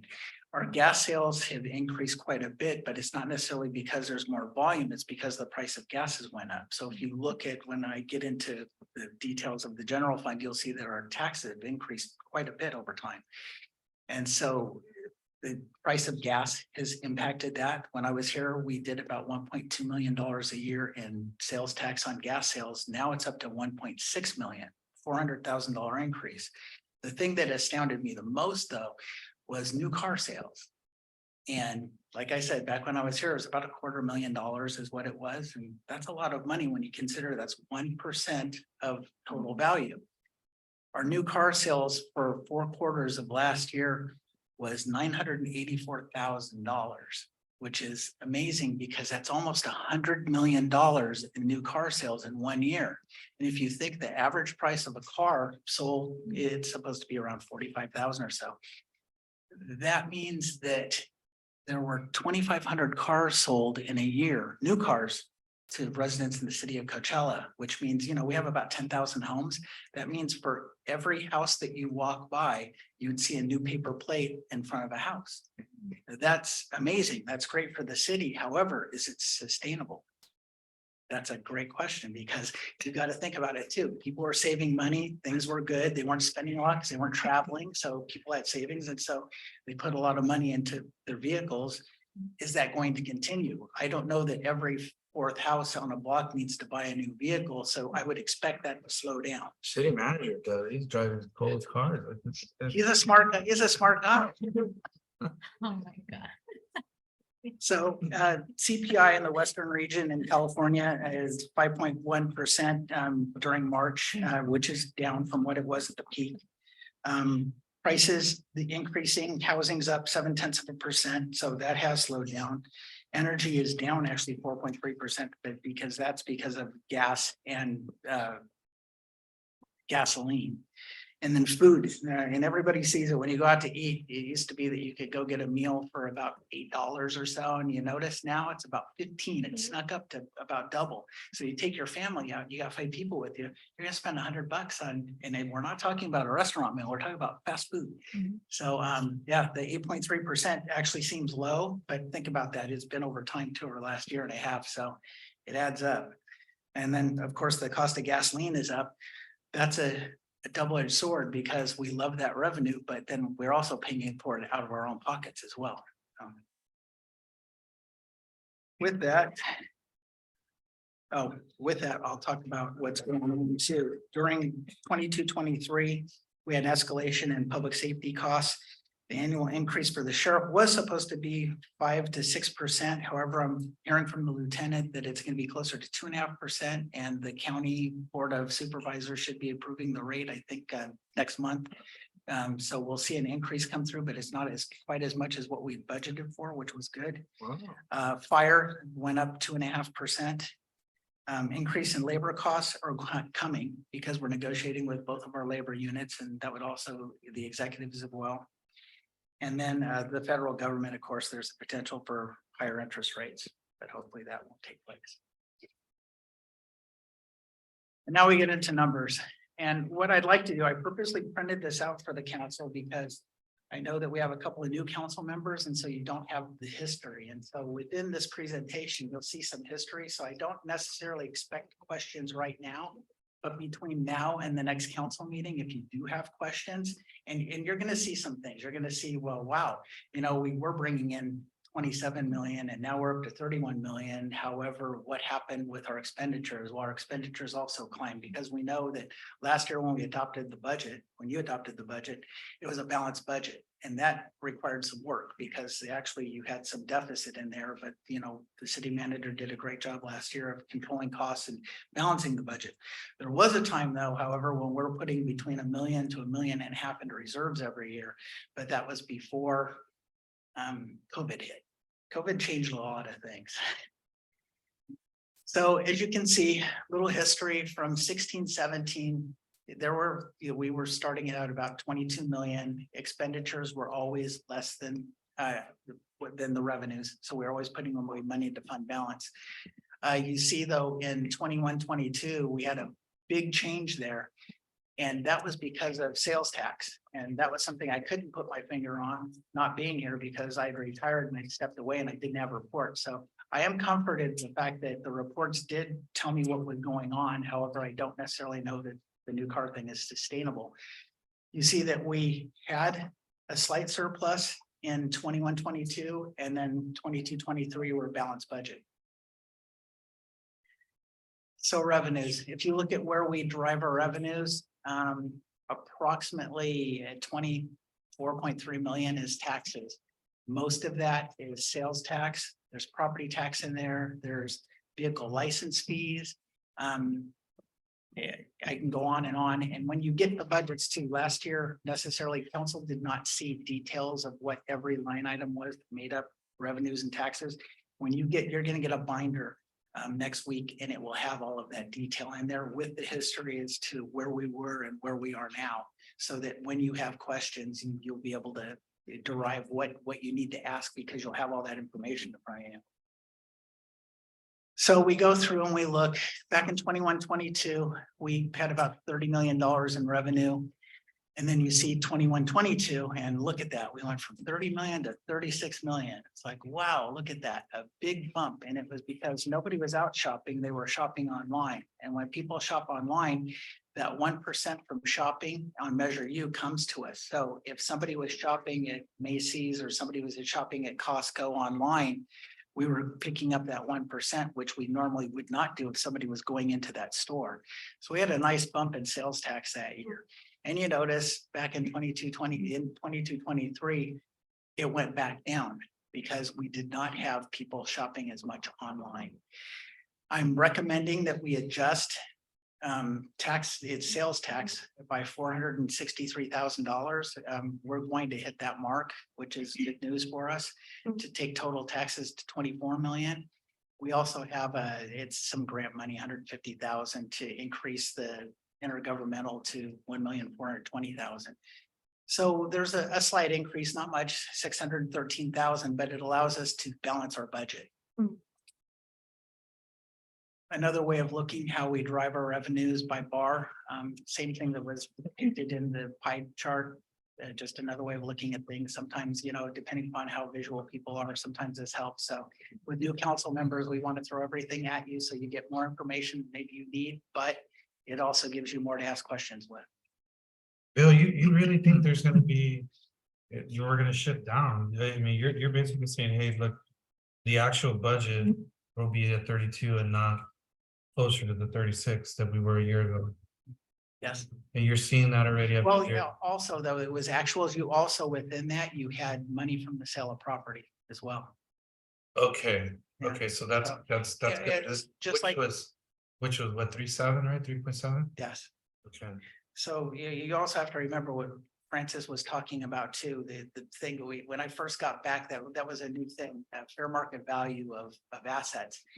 And typically being conservative, you like to use historic, and historic value is a good benchmark, but also you can disguise losses that way too, because you may have taken a great loss on something that you invested in and you wouldn't have that show up either. So for transparency purposes, now we have to disclose fair market value, whether it's an increase or a decrease.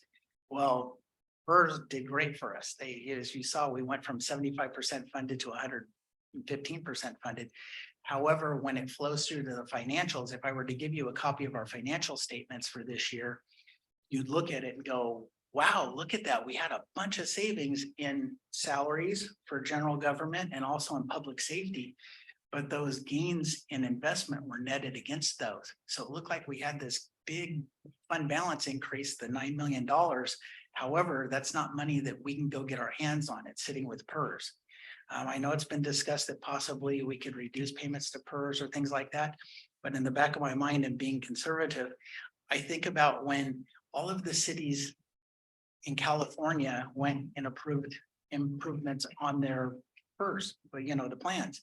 I remember working in Hemet back at the time and police wanted 3 at 50 and the miscellaneous employees wanted 2.7 at 55. And PERS told us at that time, back in 2000, that it wasn't going to cost us anything for 5 years. You know, we give these Cadillac benefits to everybody and you're super funded. You don't have to pay another dime until they started losing money. And all of a sudden, you know, this not paying anything for a time. I think we didn't pay PERS for a year and then all of a sudden our PERS contribution started kicking up. And then they kicked up again to the point where PERS had to go in and do PEPRA, where they created a new system for new employees coming in 2 at 62. And they had to do that for a reason, because at the rate they were going, anybody new coming into the system was going to bankrupt the system in time, almost what they're talking about with Social Security.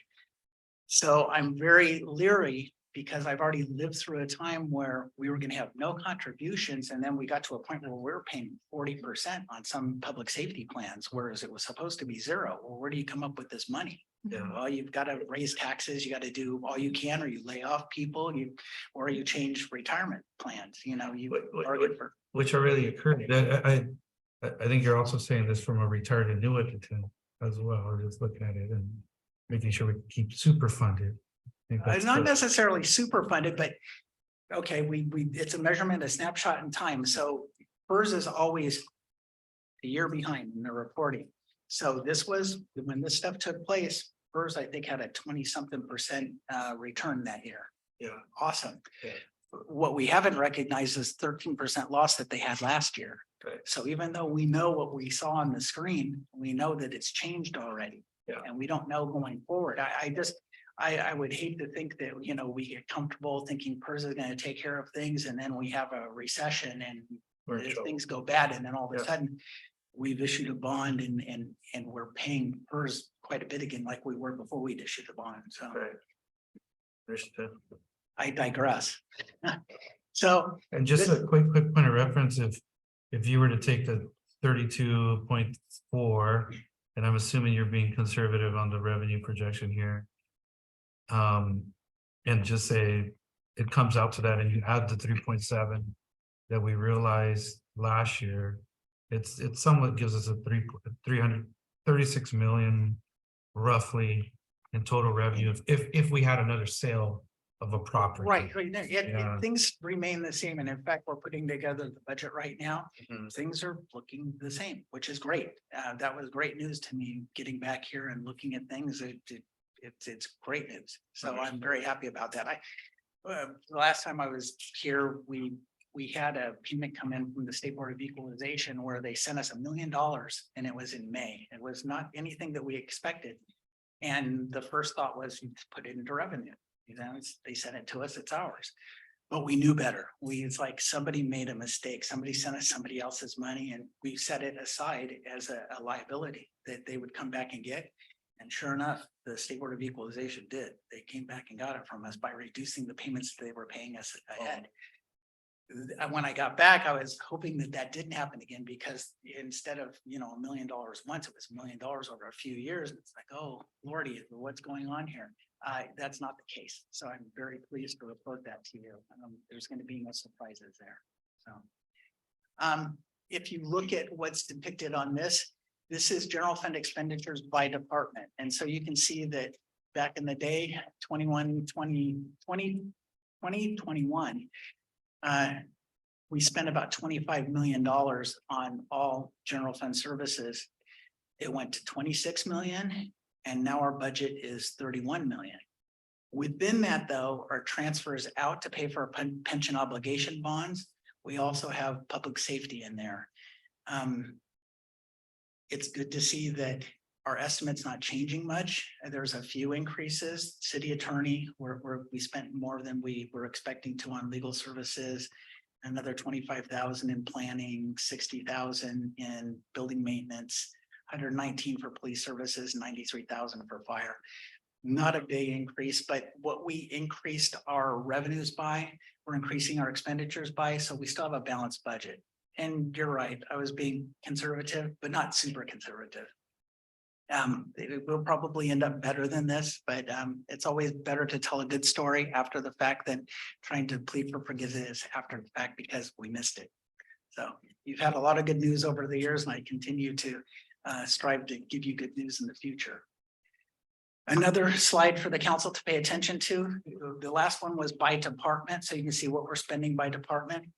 This one does it by type of expenditure, salaries and benefits, donations, contributions, events. You can see that by the bottom that it ties out to the last schedule. However, you can see where we're spending our money and on what. So salaries and benefits, 6.75 million back in 2021. It actually went down in 21-22. Our budget was up because we added positions. And we also had COLAs too. There were COLAs that happened over this time. There's a slight increase in the budget, 7.6 million. When you look at next year, it's going to increase because we're going to have a full year of employees that were added because we've added some employees over time. And we also are negotiating. So those COLAs that are in place that we're talking about will also be recognized. So when you see this same slide, when we're talking about next year's budget, you're going to see increases, but we're also increasing sales tax and some other items. You'll be balanced. Actually, I'm hoping that we can have a slight surplus is what we're shooting for. And fund balance, again, back to what Francis had talked about, 33 million. The thing we need to pay attention to is the unrestricted and the assigned. The assigned, I guess at some point during last year's budget adoption, you set aside monies that you'd like to see spent on specific things. I was very happy to see sales tax uncertainty on there, $1.5 million. That was just in case. And are we going to use some of that? Possibly, because I can't imagine new cars keeping up at the clip that they are. It's impressive, but I can't imagine it continuing. But that doesn't mean that sales tax is not going to increase in other areas though. So, you know, also with CPI, it helps us too, because if CPI is at 8%, we can expect our sales taxes for the most part to go up 8% also, because there's a direct correlation there. That's why you've also seen robust increases in the sales tax over the last couple of years as well. I think there's room to do one-time projects, you know, and spending down a little bit of the liquidity here, because I think if I'm not mistaken, we've always kind of strived to at least more than 33% in reserves. We're exceeding that significantly. Yeah, 33% is like the FOA's target. They'd like to see cities at. We've always kind of hovered around 50%. Yeah, I know. So we're in great shape there. We're in really good shape. Yeah. So I think it's important that we put projects on the street. You know, it's good. And there is some money for Avenue 50 widening project. There's 500,000 there. I was happy to see that too, because Andrew's constantly coming at me, wondering where we're going to get matching funds for his projects. So this was a gift. The component units, this is water and sewer. You can see that over time, our collections, water hasn't had a rate increase for quite a while. And the only way that you have increases in revenue is either by people using more water or connections. Well, we were in a drought, but we did have more connections. So you'll see that revenues kind of stayed flat. I'm not exactly sure why 6.2 million was budgeted last year. And maybe it was because of the drought, you know, figuring that people can consumption by 10% perhaps. However, based upon our receipts that we've collected through March, we're going to come in at basically what we collected, you know, the last 2 years, the 6.8 million. So about 8.15 million in revenues in water. Expenditures in water. We have two funds for the new council. There's two funds within water and the sewer. we have fees that we collect that are used for connections. And then we have our O&M fees that we collect. Within this, we've combined, we have $4.7 million sitting in capital projects. There's also depreciation in there, and there's also debt service. It used to be that we would put the debt service, the principal being paid back. However, that's not correct because it's in a balance sheet account. That would reduce, it's not actually an expenditure to us. The expense for interest is though. So we've included interest expense, the depreciation and capital expenditures in here. If you back those out though, the water fund broke even is what it amounts to. However, we were not able to put away 100% of depreciation. I've had this discussion with council many times before in the past. It's very important that we make sure that our rates cover depreciation because in our sanitary department, we went out and borrowed money. We spent $28 million improving our facility, our sanitation plant. If we do not set aside money through depreciation, we have to go borrow money instead of having money available to improve our both of our systems. We've been behind on that. We continue to be behind. I know we need to do rate studies for both water and sewer, and the water would be better done once we finish the Reptilis study, which was negotiated in the last MOU. And also once we figure out what's going on with Chrome 6 and what that's going to take. But we need to include those things so that we know we don't want to go and have a rate increase and then go back and have to take another bite at the apple because we didn't capture everything. And that's the last thing we want to do. And so a recommendation from staff would be to do those studies, but once we've finished and know those things. Sanitary district, again, this 5.8 million, not exactly sure why, but this wouldn't be because of a reduction in water. This is strictly based upon the number of connections. So we expect it to be about 6.5 million this year, 11.5 million in total. Again, you have capital expenses about 900,000 and depreciation 1.4 million. If you look, the utility made money, but not enough again to cover the depreciation. So what does that affect? Why does that matter? It's because of this. The water authority, if you look at the fund balance to start the year, we had $9.8 million. You notice pension book entry. 2.3 million there, another book entry that doesn't really impact us because it's on paper. Our fund balance though is going up. It's increasing by $3 million, going from the 9.8 million to 12.2 million. The restricted is the money that's sitting in connection fees. The unrestricted is the piece that we use for O&M. We did at one point have more than this, but we've been doing projects. And again, like I've talked about, we've not had a rate increase. I think it's almost been 10 years since we had our last rate increase in water. Sanitary. We're lucky we've been going our way out. Yeah, well, Because 2 years ago, it was getting very close and I think we got upside down a little.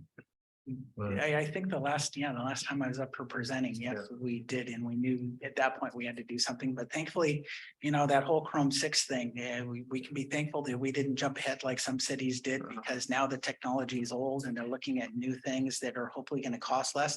And I'm not necessarily worried about getting a grant and the capital expense. What I'm worried about is the ongoing expense, the O&M after the fact, because that's the part that's really going to impact our residents. Sanitary district, we went from $4.5 million to 7.3. We have been taking, we have a USDA loan, like I was talking about, where we improved the plant. We went from 2 million gallons a day to being able to treat 4 million gallons a day, but we thought that we were going to have a bunch of growth coming in based upon when this happened back in 2008, because the housing market was going crazy. So we figured we're going to use that capacity. The fact that that capacity is still sitting there and we're having new tracks connect up, our multifamily housing, our single family housing, we're using those connection fees to help pay for that improvement because they're benefiting from that improvement. And that's the nexus. Some may argue that that's not correct, but it absolutely is. There is capacity. By the way, that plant was done in 2004 before any of us were on here. We made the budget adjustments in and the rate increases in 2008. Yes. Just for the record. So the nice thing about this, though, that I'm telling a sad story, but the good thing is it was a 20-year loan. And so in 2028, we have $1.5 million a year that we pay in debt service on that $28 million loan. It will be paid off in 4 years. So I remember talking about it when it's 10 years off, and now look. Do you think it's a good idea? What happens if we prepay though? Well, the problem with prepaying it, in fact, we looked at refinancing it possibly. We borrowed this money from the USDA, we're paying 1.9% on it. And so it was impossible. We tried working with Urban Futures, trying to figure out a way to even extending it, but we were better off doing what we did. And now we're within 4 years of paying it off anyhow. And we can't go get 1.9% money anywhere right now. And it probably You don't think it's better off that we just pay, like, here you go, it's $4 million, we're done with it, and then keep the liquidity, because it'll allow us to have a little breathing room. But if I could take all the unrestricted money and wipe out fund balance to pay that loan off. It's just, if something catastrophic were to happen, I would rather have the cash on hand, because it's like us going out and borrowing 2% instead of, if we had to actually go out and borrow now, it'd probably be closer to 6%. Right. So, that's a call, but I would think I would stay the course as we have and just finish the last 4 years and get through it. Okay. So I was talking about, we're working on the budget right now, putting it together. Looks like sales taxes are up about 6%. And again, fuel and new car sales. Property taxes are up 2%. And it's going to be a little greater than that. The thing that hamstrings us, though, is that basically our entire city where there is population is within a project area, a redevelopment project area. So we have to share any revenues derived from that. We have to pay bonds first. We have a lot of RDA bonds that are still outstanding that are going to be paid off by, I think it's 2034. Yeah. Once that happens, there will be quite an infusion of property tax dollars coming into the city, because we have to share that with many entities. We have pass-through agencies that we have to share that with. So even though we're adding increment, it's not as much as it could be as if we didn't have project areas. So we will suffer through that, but What's that bond payment like? That just goes to the redevelopment agency? it's like $2 million a year. So There's multiple bonds. I think there's like 3 bonds, and we've refinanced all of them. And in fact, we went from borrowing at 5%. I think all of them are in the low 3s. Yeah. We refinanced them all back in like 2014, 2015. So we did a great job. We've always had great timing with bonds. And the mayor was right when he was talking about the pension obligation bonds. I'd heard horror stories about them. But working with that team, that was the last financing I did before I retired. And sure enough, we hit it out of the park. And then when we handed the money over to PERS too, couldn't have been better as well. The timing was great. Yes, better to be lucky than good sometimes. So our public safety contracts are going up. Fire is going to be up about 300,000, which, it's like, it's not so bad. It's actually a 10% increase. Fire is going to be over $4 million this year. And sheriff is looking at 200,000, but that's with no changes in our contracts. It's not adding any staffing. UUT is going to be approximately $2.8 million next year based upon the estimates we put together. It's growing. Isn't the UUT growing with all the new homes that are coming out? Slowly but surely. It was, when I left, it was about 2.3 million. So the main producer of UUT to us, which is unfortunate, but because we don't get a franchise, is IID. We collect about $1.8 million in that 5%. So that's something to think about too. And we're thinking about electric in the future. We get no franchise fee from them, and typically from an electric utility, whether it was Edison or SDG&E or whoever, you get 8%. Well, if you think that we're collecting about $1.8 million on 5%, 8%, we'd be collecting about $2.4 million. So that would be a nice increase into our general fund, because we're going to need it in the future. When you think about the change to electric cars, if we're producing 50% of our sales tax in gasoline sales, it's going to start to chip away. Of course, the price of gas is going to go up too, but it's going to start eating to with the state mandates, people moving to electric cars. But if we have our own utility or whatever we're doing, we plug in, we get UT that way as well. So one way or another. You make a very interesting point that it's important for us to really rethink how the city derives this money, because of new state policy that's mandating electric vehicles and the like. And I just read an article recently that the state is considering banning new diesel I trucks. saw that today. Yeah. And for those that don't know, we get a lot of revenue off of Dillon Road with the two big, Our truck stops. truck stops in the city. That's where we make a lot of money. Right there. And then the last thing to remember is that we're negotiating with both of our labor units, and I've been able to, and Ruben's been invaluable. Ruben's a great employee. I've enjoyed working with him forever, and it was great. I get back and we get back into our swing of things, and away we went. It was great coming back, and it's like I was gone for about, a year and a half, and I was here for like 4 hours, and it's like I didn't think I'd ever left. It was very strange, except I had a different office now, and you guys get to call him instead of me. So it's all good. So I talked a little bit about the budget. We started working on the budget back I basically got here and we started working on the budget. So we're through the second draft. We've met with all the departments. We're going to come back to you guys. So I'm going to distribute packets to you next week. That's the plan. We're going to do that. We're going to do that. We're going to have a study session where I'm going to kind of do the same thing that we did right here, except a little more in depth. And I'm going to show you where things increased and what we're looking at.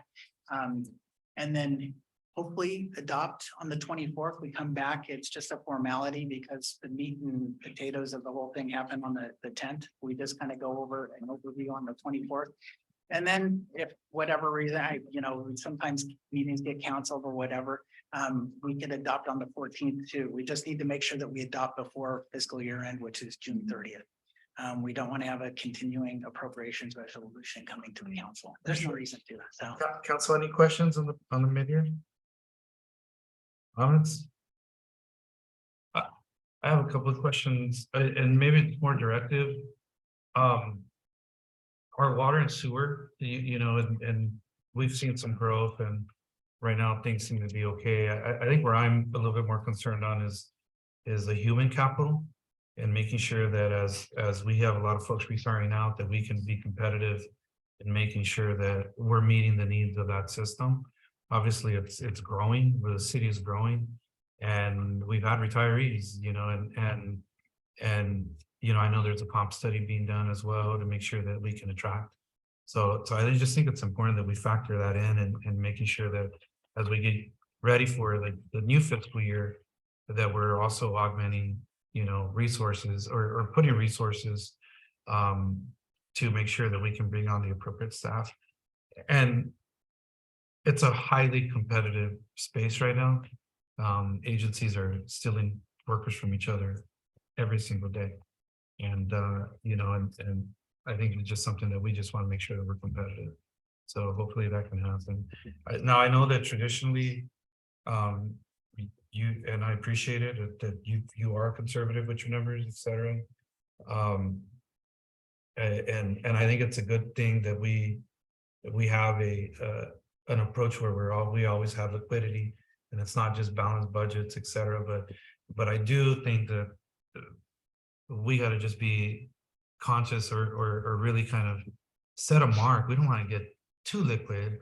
We want to put projects on the street, and that's important from a delivery standpoint for our residents. Our residents, want to see projects, and I know, maybe Andrew might appreciate this, is that streets, the roads, like we have some roads right now that are in pretty bad condition, and we need to really look at funding and augmenting that road budget so that we could do a nice road rehabilitation or accelerate it. And I know that on this agenda, we have a report to expedite and identify roads.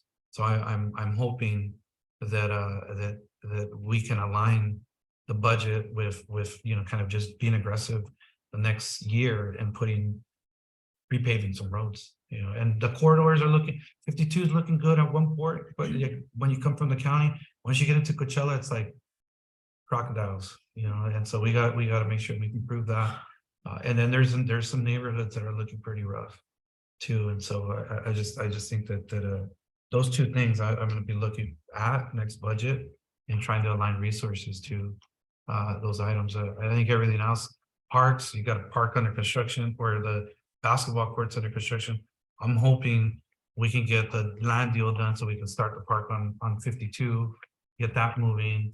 And then I know that we have new lights that are coming in as well for next year's CDBG, you know, but really, I think roads is kind of an area that is gonna be important. And I'm a big tree guy, and I know Selena's been looking for a tree grant from 52 to 53 to finish that flood channel. I think that's something that we really need to look at. That may not be general fund related, but it may be grant related. And I just prioritizing as you guys really think about our goals. Sure. No, and we've been, you noticed since we've been back, I've been back, but we're using general fund reserves for one-time projects. And I would prefer doing that rather than doing something where it's a sunk cost. And if we've done or hired somebody where it stays with us forever, the one-time projects using fund balance for that, you'll have my support. We will work together and get that stuff through. And of course, we work at your direction, so. Yeah, I think the other side of it, and we have made some key hires, and I know that the city is growing. And I don't know if maybe we might want to look at it as a matter of informing our organizational structure of a staffing, you know, analysis. Do we have adequate staff to meet the current needs? Because I hear from staff, they're like, hey, we need more staff, X, Y, and Z areas, right? And then I hear from others that say, no, we're good. They just, staff that we do have just needs to, you know, carry out their objectives that they have. So I don't know, maybe that's a conversation you and the city manager can have as we look at, you know, the growth of the organization, understanding that we may hit a recession and it may be better to just buy it as opposed to owning it, you know, so things to consider. I think the conversation about staffing has been brought up, I think, for a couple of years now. And, you know, it was asked to put something, you know, more formal and appropriate planning when we're growing and doing staffing needs instead of just kind of hiring and reclassifying people, but really identify where there might be gaps when it comes to, you know, our workforce and making sure that we're using those hours correctly. So I definitely think that's something needed. I would have preferred, and I said it before, I would have preferred for that to happen prior to us hiring people. I know it's needed. It's something that I've asked for quite a bit, and making sure that we're, you know, growing with the population growth as well, so that our quality of services isn't impacted and affected. So there was no question that we needed additional personnel, you know, to make sure that we're providing those services, but also just making sure that we're doing it correctly and that we're planning appropriately, not just for the short term, but for the long term, because, you know, we're a city that continues to grow. And I don't believe that we're at 42,000. I believe we're much higher than that. And so I do think that that's something that we do need to really evaluate, is where we're going, you know, in the next 5 years, in the next 10 years. And so that we're, you know, we're not just hiring, you know, all kinds of folks within 1 year. I think that's too hard of a hit on our budget. Phil, just really quickly on talking about the annual increases. I know for the sheriffs, you mentioned normally it's expected 5 to 6%, and now it looks like we're only expecting a 2% increase. Are we expecting that to impact our services in the city, or did they provide additional information as to why it would be lower? Every year they have to look at their MOUs that are in place. Mhm. And then also there's allocations that happen from the county that impact our rate. Okay. And then we choose how many people we have. It's almost like we order off a menu. We get police services. There was no impact. We didn't reduce services. Nothing happened. It was just based upon negotiations and timing. And also I would imagine that the county took into account that they had savings on their purse because the county also issued pension obligation bonds. I know that that helped us. Can we always depend upon a 2.5% increase? Absolutely not. There were times when we're dealing with 7%, 9%. So we're in a lull right now. It will come back where it's greater than 2.5%. I promise you that. But we're not suffering as services. We're not suffering anything as far as our accounts. Everybody is the same. We haven't reduced services. Good. The only reason why I ask is I know that there's always those questions that we get from community members around public safety and making sure that, that our city is safe, that our residents are safe. And so I just wanted to make sure there wasn't any changes in service. And then my other question is going back to, I think it's page 13, no, sorry, page 14. And this is for I see a significant increase when it comes to code enforcement. Is it because we hired new folks there, or can you provide further information? There's additional staff. Okay, additional staff is to that. That's exactly what happened there. Perfect. Those are my own questions. Thank you. Welcome. You talked about the water increases, and I remember when they did water increases in the city of Coachella, and it was a whole room full of the Boys and Girls Club was full. You were there. Yes, I was there. It's me and the mayor were talking about that not too long ago. There is one thing that I remember my whole entire career as a finance director, and it was that meeting. Yes. When it turned into almost anarchy. And it wasn't about raising rates, it was just changing the way we were going to approach tiers. Actually, the individuals that were going to be impacted the most were the ones who are using less, actually, and we were creating tiers where it would punish the people who are using more water. And there was not complete trust there, and it got sideways, and we ended up not doing anything. We put a lot of work into that. It was actually some good work, and it made sense, but the communication just didn't happen the way it needed to. So Yeah, and you talked about the Chromium 6, and we've talked about that. So I think, looking at that, I think is important because we need to make sure that we're having that potable water for our community. And so I want to see when we, talk further what that potentially could look like, what those potential increases could, what it look like financially, right? Impact.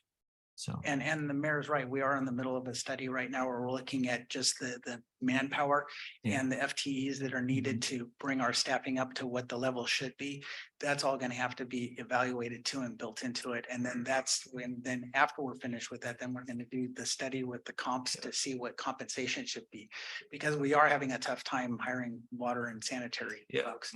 And just as a reminder regarding our Chrome 6 approach, and this is something that we should continue. I mean, we've been active on 3 fronts. We were active on the legislative front, the legal front, and then obviously on the administrative side.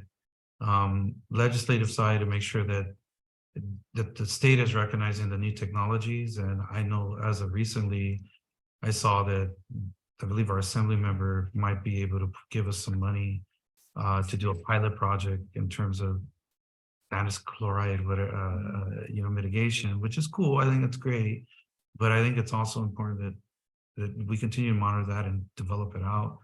And then I think on the admin side, it's important that we really look at, what the O&M is going to be, because we knew that at least previously the average water rate was going to be $93. Right, we were going to go from about $52. It was almost going to double. It was going to double, and it was going to. It would really put a huge impact on our residents. And then lastly, on the legal side, and I think this is where our approach actually did really well, where what happened at the state, they ultimately didn't go through. They delayed the implementation, and then they re-looked at, the issue from an economic standpoint, and then how to reconfigure what that impact would be on jurisdictions. And then now that's why there's a conversation on grants. So I think that's a good thing. It's a good approach. It is just still unfortunate that they haven't differentiated between you know, Chrome 6 caused by industry versus Chrome 6 that's naturally occurring. But so those are things that we just need to continue to look out for and really be like, you know, help our community understand that and watch out. I can tell you that neighboring city, they actually went forward with the Chrome 6 implementation.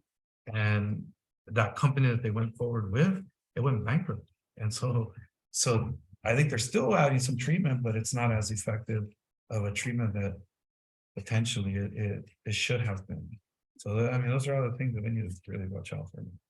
Anyways, that's just to elaborate on the question. All right, thank you very much, council.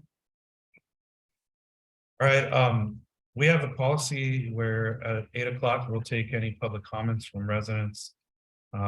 Is there anyone that's on a agenda item? If you're a resident, you'd like to speak to us on a non-agenda item, this is your time. And if you could give us your name. Yes, Perfect. Robert Caballero. Robert. A couple months ago, I put an application to be on the commission of Parks and Recreations. Mhm. I got a phone call last week and they asked me to come in today, so I'm here. Well, you got good timing Okay. because I I know. know it's the next item after, so. All right, so I shut back down? Yeah. All right. Thank you. We appreciate you. Any other person? All right, seeing none, we'll move on to the consent calendar. It's recommended that the consent item be acted upon time. Is anybody online? If you'd like to make a public comment, please raise your hand. No, there are none.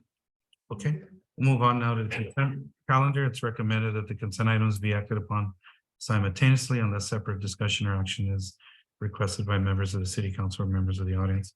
What are the wishes of the city council? Mr. Mayor, I need to make an adjustment. I forgot to include this during the modification of the agenda. Number 19, staff would like to remove the item. The vendor indicated that he cannot provide those services for that cost, so staff will need to go out to bid again for those services. So Carlos, as a point of order, do we need to amend, re-adopt the agenda or what? We can just approve the consent calendar as printed, as presented with the exception of item number 19, which is being pulled. Okay, that would be the motion. Is there a motion to approve the consent? Just before we do that, I do want to pull item number 15. I was gonna pull number 19 as well, but so I'll just wait when that comes back. I just have a few questions, Maritza. Okay, item number For 15. item 15. It's just a foundation activity. And it's, we have the $1,500 that we give to how many applicants? I think like 32 or 34. It was 32. Mhm. And then so my quick, is just, can we add more money in there? Where do we have? So the- 1,500 is what was awarded. The fund is healthy. It has 16,000 in the fund. In there right now. So 1,500 is what was awarded based on the Applications. applications received, and we have all of the applications received were awarded. I see. And we continue to make the information available to each of our sports leagues and to DRD at the beginning of their enrollment period and beginning of their seasons. Okay, perfect. Thank you. You're welcome. Thank you. Well, that's good news. Is there a motion to adopt the consent calendar with the exception of item number 19? Motion. There's a motion by Dr. Figueroa. Is there a second? I'll second. All those in favor signify by saying aye. Aye. Aye. Any abstentions? Any noes? Seeing none, motion carries. We'll move on now to new business calendar. This is a professional service agreement with Michael Baker International to develop an updated pavement management system report.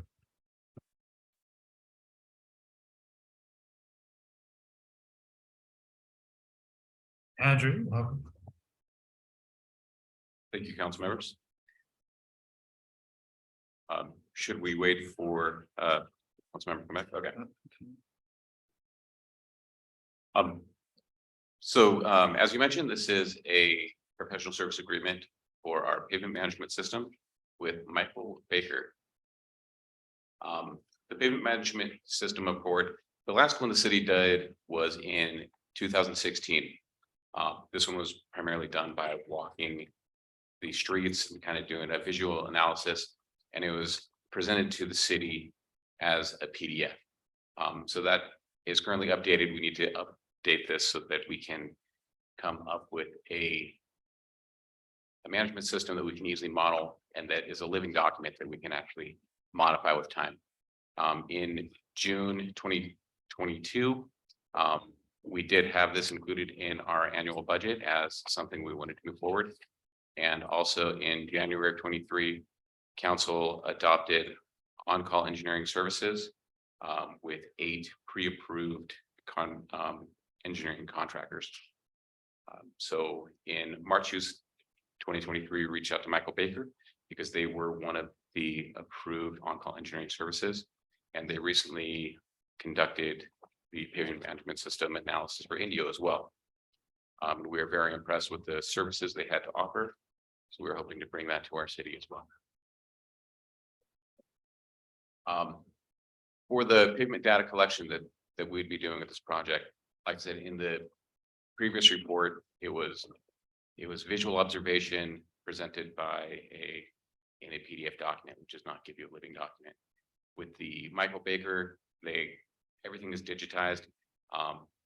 They have these mobile vehicles that survey everything on the street and actually give you a good comparison of every street. So you get an apples to apples comparison, not only of how our streets measure against each other, but then also how we measure against other communities as well. That's gonna be fun. And this is a, yes. So this is the top end kind of pavement management system that most cities are going with.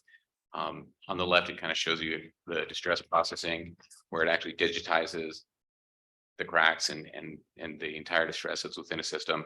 And then it rates all of the streets within the city from good to failed.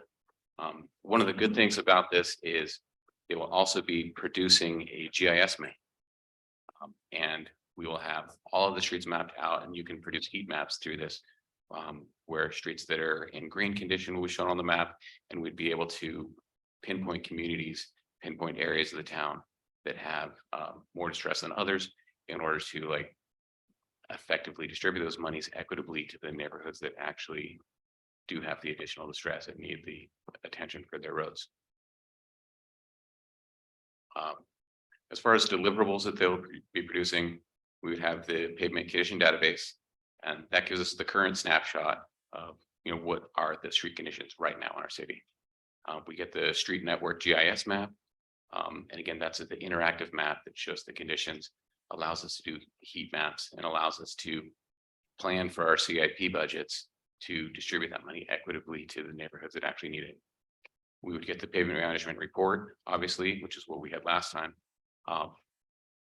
And this is a full analysis of all of our streets. So that also includes a 5-year rehabilitation plan, and it does all of the engineering estimating as well, so that we can get a very accurate fiscal analysis of what the impacts are going to be over the years in order to upkeep our pavements and bring them up to a better condition. Other options that we would like to include are the pavement data viewer. And that's an interactive program, and I'll have another slide that'll kind of detail the options and features that'll give us, and also a pavement management software. These are interactive programs that we can work with in the engineering department and the public works department. And it would be available to staff and council as well, so that we can keep this as a living document. We can keep updating it, showing where our new roads are being improved, and continue moving forward with analyzing the streets so that we can always be putting our money in the right areas. As far as the pavement data viewer that Michael Baker offers, set up like this, it links to the GIS program. On the left shows you the section of street that you're looking at. It gives you current pictures of what the condition of that street is, historical pictures, and gives you kind of the distress score of the street. like a Google Maps. Yes. Mhm. Yeah, For streets. for mhm, streets. mhm. in detail. And then the pavement management software, this is a interactive kind of live map that will give us a constant score of how we're doing on our maintenance. As we improve roads, you know, the object is to get more and more green onto our pie charts and, you know, keep on eliminating those neighborhoods that have an excess of red or gray area streets that need the repair. Andrew, I appreciate your presentation. Thank you. Is there anyone here that has a question? We are gonna be grading by good, fair, and it's before we were grading by A, B, C, and D. So just FYI. I've been waiting for something like this to happen, so I'm happy that it's coming through. You know, one of the top questions outside of public safety and when we're looking at these, going to these LLMD meetings is pavements and poor road conditions. And it's hard to answer as to why some communities are, you know, being identified or where improvements are being made and why other communities are not, especially when we're looking at older communities. I don't agree with, you know, the road repairs that are being done outside of housing communities or nearby housing communities.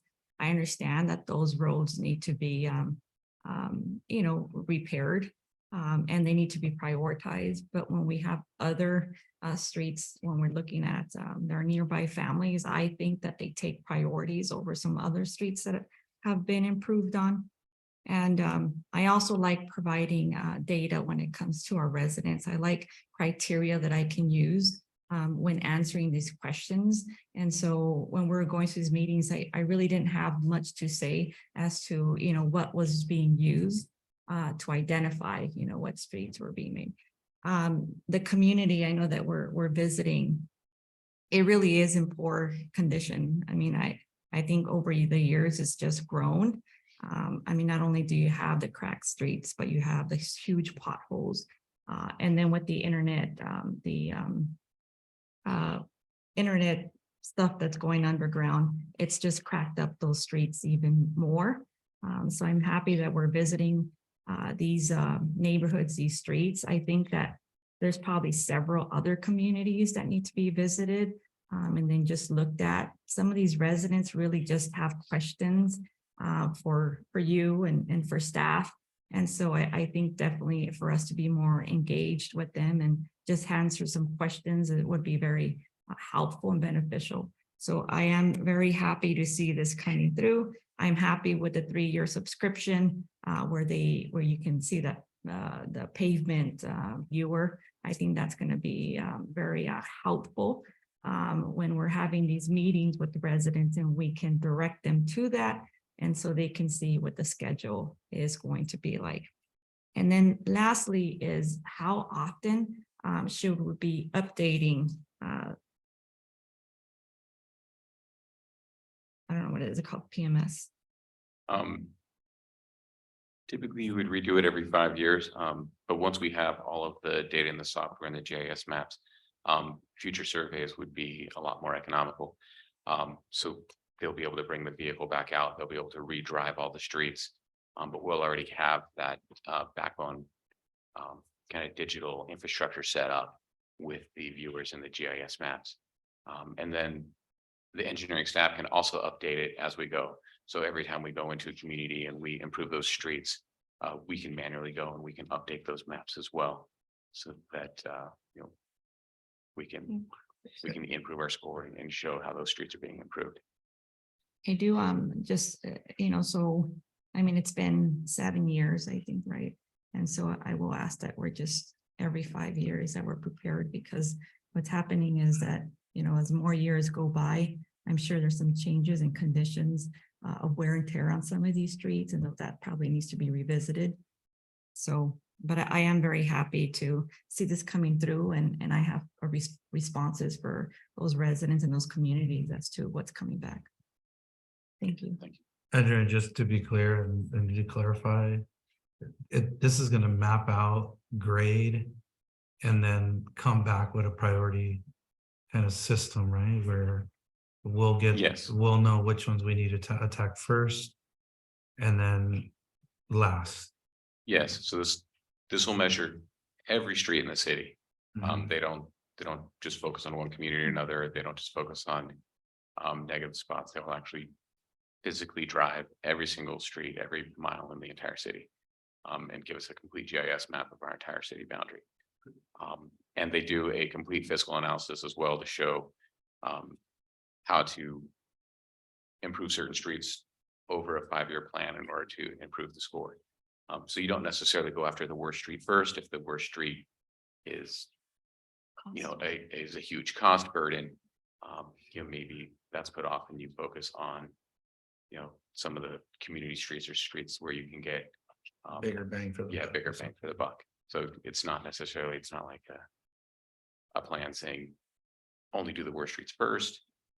It's a wholesale kind of holistic analysis of how to look at it and see how you can get your bang for the buck every year over a span of 5-10 years, and then keep that as a live and interactive plan that you can keep updating year after year. Good, I like that. I think it's important that we use the data and that we apply the data to make the decisions. Because what we don't want to do is be in a situation where we're prioritizing against the data. And so I think that should be our goal here, is that what the data says is what we should do, because it's called fairness. Yeah. And that's what's important to us. It also provides accountability to the engineering department as well, Sure. where we can show that, the reason we're in one neighborhood and not another neighborhood is because of the data that's available. Yeah. Andrew, I see all the different tasks and I appreciate all of that. When do you think that I'm thinking of the word of the, when it would be done? They will get started immediately. I don't Okay, recall off the top of 2 my head weeks. what the Says 2 total weeks. timeframe was. I'm not sure if they put the total timeframe in there, but it would be done relatively quickly. And then once the report is done, I would be bringing that back to city council with a 5-year plan and hopefully some of the comments you made about wanting to invest in some of your CIP projects. I always appreciate additional investment into engineering CIP projects. Understood. Thank you. Any additional questions? Andrew, do we have a map? I think another council member mentioned it, but not sure who it was. Do we have a map of, the streets that we're prioritizing for the year, for the fiscal year that we will be working on, what the cost is going to be, what the procedure will be for improvements in that street? Do we ever have that and share with council or with the community? Yes, anytime we do a streets project, it always sets up as a CIP project. So we have, I think we're on phase 18 at this point. So every year through our Measure A funds and our SB1 funds, we do an annual streets project, and we always bring those to council for approval before we go out to bid on them. As far as here are the streets that we're working on, and here's the improvements we're going to make on those streets. As far as one for this particular year, we did want to wait for the PMS study to be done so that our next big streets project that comes forward is based off of this new and good data that we have. I agree. Just wondering if we have like a map that maybe we share even on our website that says, fiscal year, whichever one we're on. And they kind of show a map of like all of the streets in the city of Coachella, and they highlight or showcase which ones are going to be worked on for that fiscal year, what the improvement is going to be, what the cost is going to be. I'm just wondering if maybe we've been able to put something together like that and share with the community for whenever we get these kinds of questions, that we have something to kind of look back at, or we can let them know, hey, this information is accessible to you on the website at all times. We don't currently have that, but that is what this with this It's gonna updated help. PMS study will do. Because the old studies that we had were Paper. yeah, it's just paper. They hand you a PDF, they give you your 200-page report. There's some maps in there, but within 1 year, those maps become outdated. So you only have a really an updated map once every 5 years. This one is live and interactive, where we can have that digital map that's constantly updated. So yes, what you're describing is exactly what we will get from this product. Perfect. Thanks, Andrew. All right, is there a motion to approve this item? There are no other questions. Move to approve. Second. Motion, there's a second. Can we get a roll call, please? Yes. Aye. Aye. Aye. Thank you. Move on to item number 25. This is recommend updating park user fee schedule to reflect the collection of 50% of the approved rates starting on July 1, 2023, and the collection of 100% of the approved rates on July 1st, 2024. Recommend continuance of public field use day with Baguma Park Field 3 modifications. Maritza. Good evening, Mayor and members of the council. This item is coming back to the council as requested by the council 1 year ago. 1 year ago, the council reduced the park user fee to 0. We have been operating with that fee schedule for the last year. In review, primarily the reason, and I think the basis that the council chose to go in that direction was to aid the community basically in the enrollment fees for the different sports programming to be reduced, or at the very least not to increase. Currently, in revisiting enrollments with our different youth leagues, we have seen that enrollments, except for in one of the leagues, have all gone up. So they've not been reduced. They have either reinvested it in some way into their programming, or they have simply had to do an increase for different cost reasons. The current fee schedule that pertains to park rentals, it was adopted in 2011. I highlighted the red items because those are basically those are the core costs that are then charged to the user. The highest user being our sports leagues. It is $8 per hour for a field rental. Without lights, with lights, you do add the $18 per hour per field rental. So you were looking at $26 per hour for a field rental. The other fees listed would be park usage, which would be $31.50 per hour for anyone that wanted to rent out a section of the park. These would also pertain to those that want to do special events at our park. So we would have, that's the fee that would be charged to those agencies or those organizations or individuals that want to rent out a park for a specific period of time. 187 is the stage reservation, which would really kind of go primarily at Veterans Park. A lot of times people want to use basically the park and the stage, and that would be the rate that would be charged. Most of the other ones are not used very much. The Sports Diamond per field, the youth league that uses our facilities, CYBSA, they do their own prep, so that field, that charge is almost never used.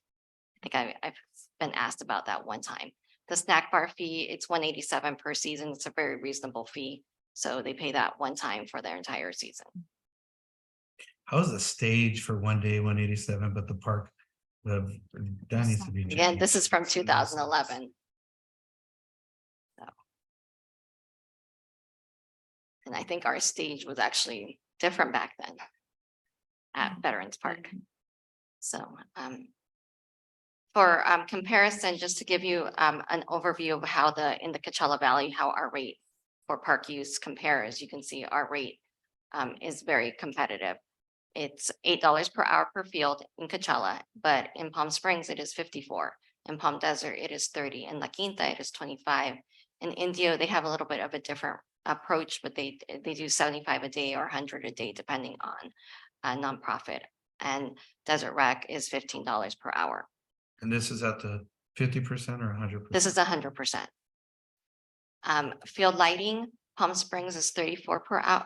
Coachella, starting with Coachella, is 18 per hour. Compare that to Palm Springs, which is 34 per hour. DHS 50. Palm Desert 30. La Quinta 15. Indio does not have a specific rate for this, and DRD Desert Recreation District is 30 per hour. So again, very competitive on both field and field lighting costs. To give some background as to we do have community field days at both parks, both of our sports parks, Bagduma and Las Flores. On these days, the city turns on the lights for free unless there is a rental. So if there is a rental, then the rental does pay for field and lights if there is a fee component to that is brought back. Currently, those free days, where it is first come, first serve, unless there is a rented permit issued at Bagduma Mondays, Wednesdays, Fridays, and Saturdays. And then the 4 days that are at Rancho Las Flores are Tuesdays, Wednesdays, Thursdays, and Saturdays. And these days were selected really based on input from both of the leagues and the community. I think these have been in place for about close to 3 years. And the public use days, these came about with the action that the council took last April. So as a result of reducing the park fees to zero, the council and actually the commission both had concerns about the sports leagues not tying up all of the field use spaces and keeping certain fields and certain days and hours available for first time, first serve basic approach, where no permits would be issued on those days and those times. At Bagduma, Field 4 was set aside on Fridays and Saturdays and Sundays after 2 p.m. At Las Flores, Field 1 was set aside on Wednesdays and Saturdays and Sundays after 2 p.m. We are recommending that council reevaluate changing Field 4 at Bagduma to Field 3 because we have a lot of requests for competitions and things of that nature on Field 4 because Field 4 is the one with the stadium concrete seating. So that's why the request is to swap those out. With that, that really does summarize my recommendation. My presentation, excuse me. Staff's recommendation is if council is interested in revisiting it and bringing back the fee. The intent that the council, I think, had with regards to reducing it was not met by the leagues. If the fee is returned to 50%, staff is recommending first doing that as a first tier before going to 100% to minimize the impact and allow them to adjust. Bringing back 50% in July, starting July 1st and 100% January 1st. And then it's interesting to note that the Park and Rec Commission voted in support of staff recommendation. They did. 5-0. 8-0. 4-0. We've been kind of operating with vacancies, so. Any questions, council? What are your wishes? Questions. Maritza, for park use, for field use, the dates that we have open for the community. I do have concerns that the leagues are just using it again, you know, by just having some of their players or some of their coaches just come back. And I know that's challenging, you know, because how do we know, you know, who are the coaches and but I definitely think that we have to come up with something where we're identifying, you know, exactly who these folks are, because it just goes back to the leagues. You know, they kind of know how to work the system. And so the league isn't requesting the field use, but then they just have, you know, a parent, you know, request that field. And then you see the league back on there. And so I'm wondering if there's anything that we can do to kind of keep that from happening and really just leaving it to the community. There are so many, most of the organized uses of especially for soccer. Actually, all of our leagues, right? I mean, it's primarily the organized. So with having the free lights on, there is very little to be able to really allow staff. There's over 2,000 members of just one of the soccer leagues. There's no way for us to really gauge who's a member or not. They're definitely organized when they're out there. They are part of a league. So I think that if the intent when the community field use lights were implemented is to kind of allow any member of the public and for them not to be basically to provide them access to the fields. Yeah, the intent was to provide non-league play on you know, just somebody wanted to use the field, they can go out there. And that's why the public field days continue to exist. So there are 3 days at each of the parks where one field is set aside for no permits at all. So there is no permitted use on those. It's first come, first serve. So those are never permitted to the leagues. And I want to correct you on a statement. The intent of reducing the fee wasn't, well, there was one council member that was hoping that the league would pass on the savings there was a mayor that said, hey, we're doing well financially, it's okay to pass on the savings to our residents. And I'm still gonna maintain that position. We just had a major budget review. We just had an audit that looked at our fiscal position. And frankly, I don't believe that bringing on the fees or implementing the fees is what's going to happen is the leagues are just going to increase the fees to the kids and to whoever uses it. So I think we're doing fine. We can afford as a value that we have here that, hey, like, you know, this is a huge public safety value in terms of get all these kids, let a bunch of kids play out there. We're maintaining our fields. They look good. I walk them. I'm walking every morning and I'm seeing the conditions of the fields. And I think we can still afford to do what we're doing. And financially, the city's doing well. Now, I completely understand your position. I understand where you're at. You want to continue to have ample funds. But for me, I think the city's doing well and we can maintain what we're doing. But I'm just one, and the council can decide to do whatever they want. But I will be voting on this recommendation. I do agree with the mayor as well. For me, it was more, you know, because of the pandemic, and there was, you know, a lot of mental health, you know, that was affecting families and our neighborhoods. And for me, it was more a wellness, you know, kind of, you know, promotion, you know, for people to come out and use the parks more. And so that was my reasoning. Of course, we all had different reasons for why we should do that. I think that we should continue 1 year out and then bring it back the same way that we are visiting, because I think that's what you're bringing it forward, is because that 1 year has come up. And so for me, it's just letting it go 1 more year and then bringing it back again and seeing where we're at. I don't know where I think, you know, we also have to monitor the leagues to make sure if they increase their rates, if we keep the status quo, what we have now, just to see what ultimately we're going to leave the ball in the court of the league, see what happens, right? Like if we vote down this, see what, if we keep the costs status quo or change them. So I don't think we should be, you know, if it's, I agree with the mayor that we saw the budget, but we have to long-term see what is the cost on the maintenance of those parks, right? Because where would this money get allocated to, Bill, and in the budget, the $150,000, the general fund? Oh. Okay. when it comes to the leagues and them reducing fees or not increasing fees, you know, the same way that costs and inflation has affected everybody, it has affected them as well. And so the things that they need to purchase, you know, those costs have gone up. And so, you know, I know some of the leagues have been very honest about not being able to reduce for that reason.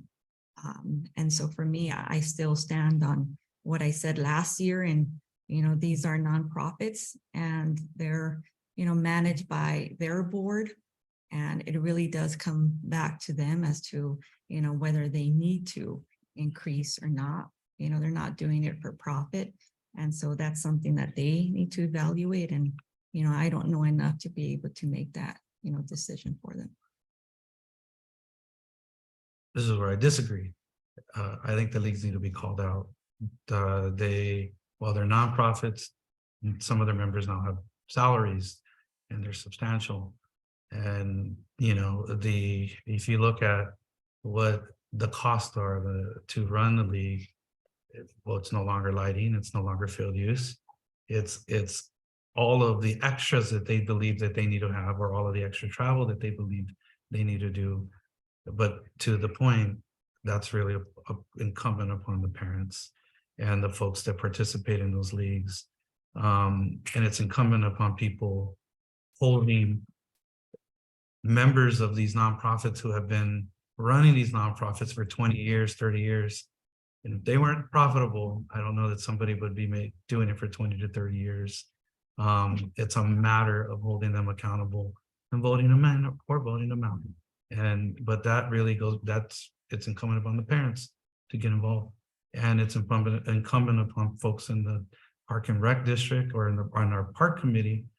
Ask questions, have them see the books, open up those books. We can do that. We can do that, be transparent, and then let's show the public the books, because for the longest time, the leagues were blaming us for the increases.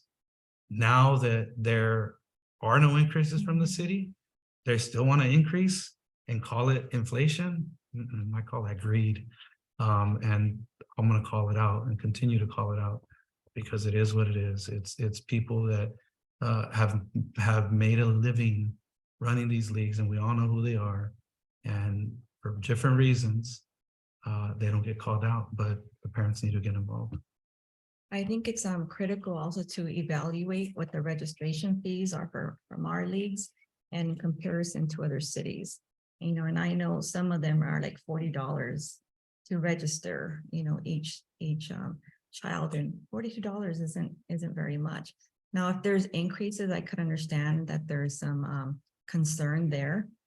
I agree that we can look at their books, you know, but I think in comparison to other leagues out there, I still think that they're much lower.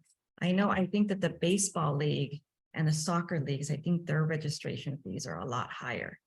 Football is the highest because of the equipment. And the corresponds- liability. Which Yeah. one? Football. Football, American football. So the equipment that corresponds with the sport is just, there's a significant amount of. And the insurance liability because of the contact. Now, the other side is that while we're the $42 registration, $45, we're also the largest leagues in the Coachella Valley.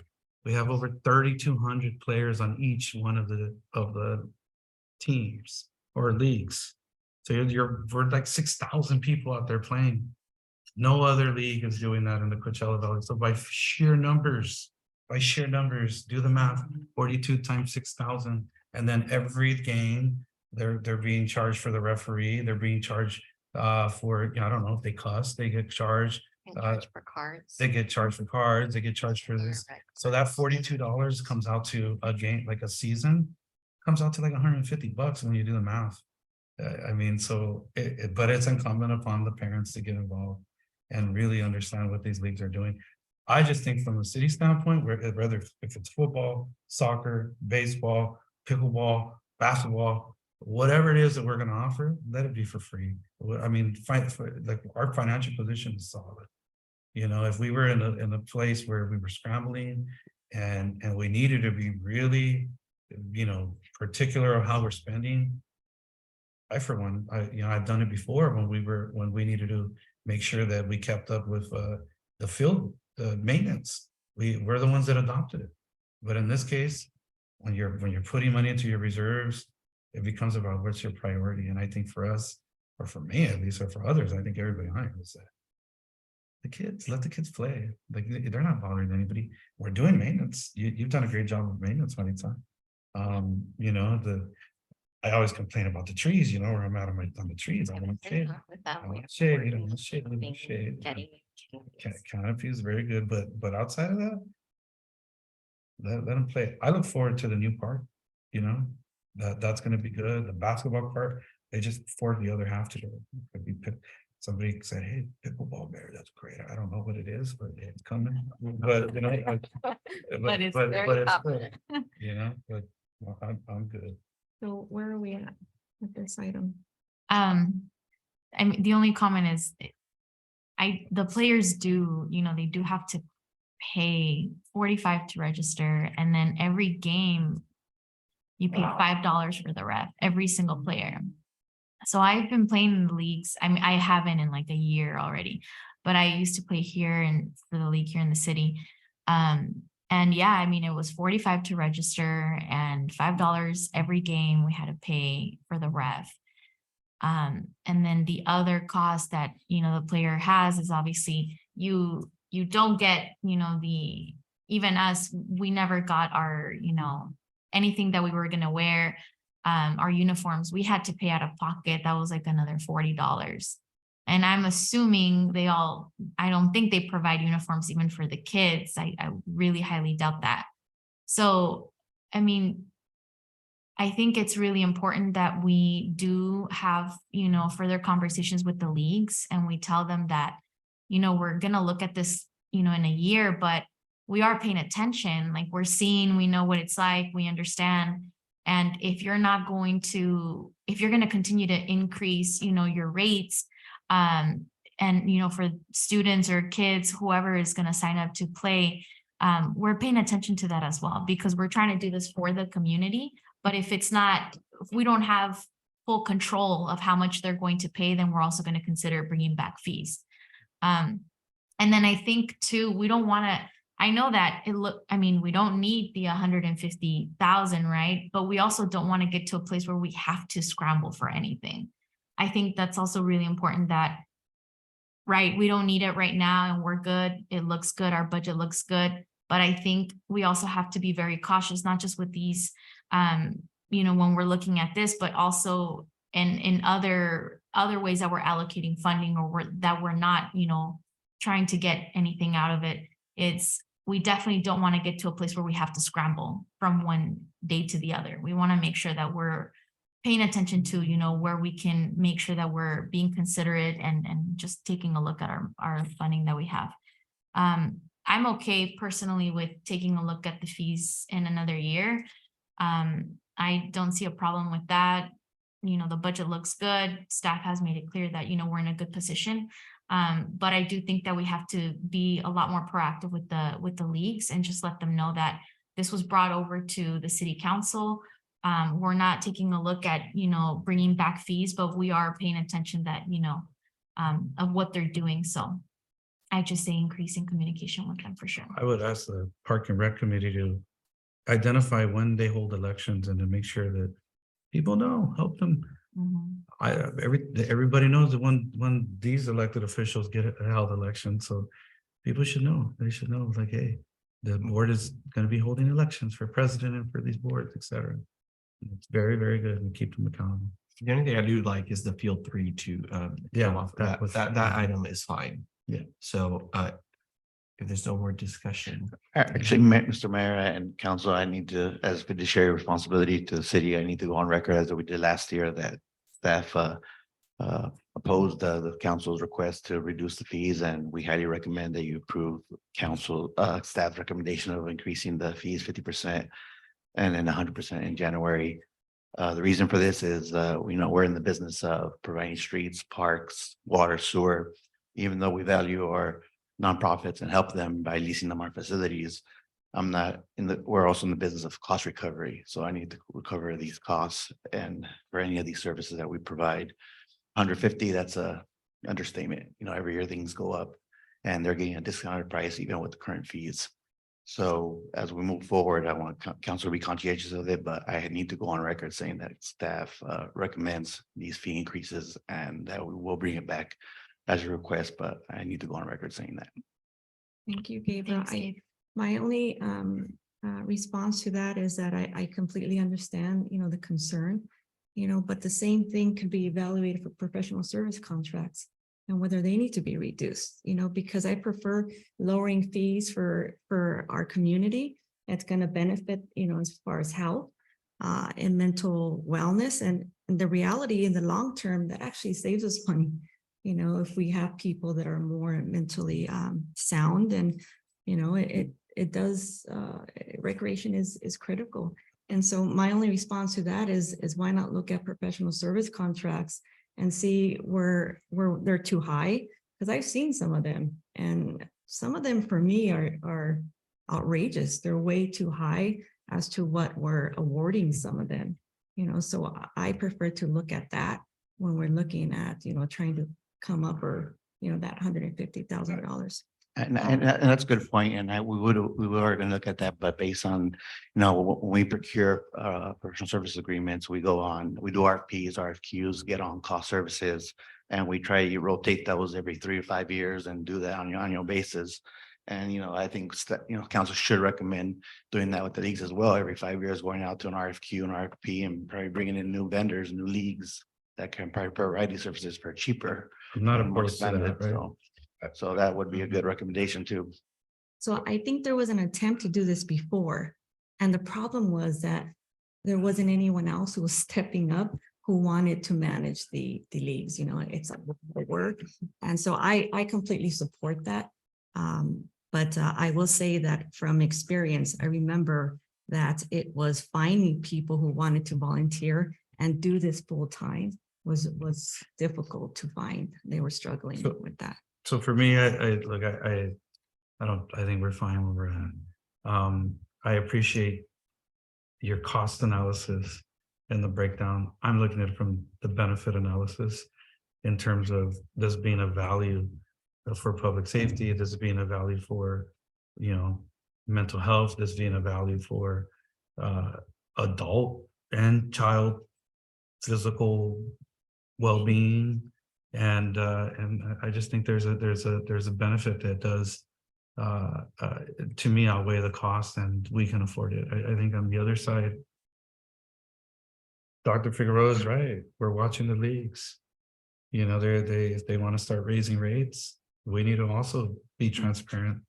I know one of the leagues, they benefited, and I don't know how, but we paid their water bill to a tune of like $70,000 or something like that. I don't know how that happened. I don't know what the amount was, but that never came here. But so to me, that's like, these things need to be brought up, and those leagues need to be held accountable. But right now, I think we're good, and I think there's enough discussion we'll move to. Well, I'll move to a 1-year continuance if there's a second And then can I just ask for the with leagues? the modification. Can I ask for the leagues to come back before the Parks and Recreation and just do a presentation of where they're at with their fees? We usually do that once a year. And So then that's I- actually where we're at right now. Perfect. And We then break it let city council know when that agenda item is coming through. I would like to attend. But, that's the best way we can hold them accountable, is just to come back and present as to what their fees are and where they're going. So the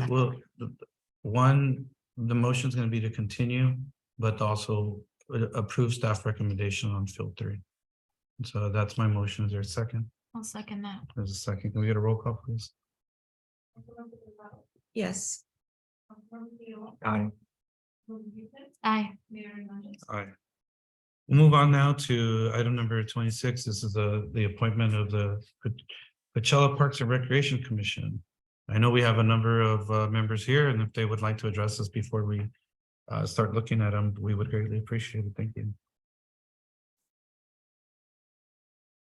I know that we have Mr. Gallegos here, and I know Mr. Caballero is here. I know current Commissioner Rodriguez was here, but she had to leave. And I believe you're also here, sir. and I did not. Okay, Mr. Granados is also here. I'm gonna bring you up in the order that I kind of had you, nothing specific. I think I have them by alphabetical, and if that's okay. Mr. Gallego.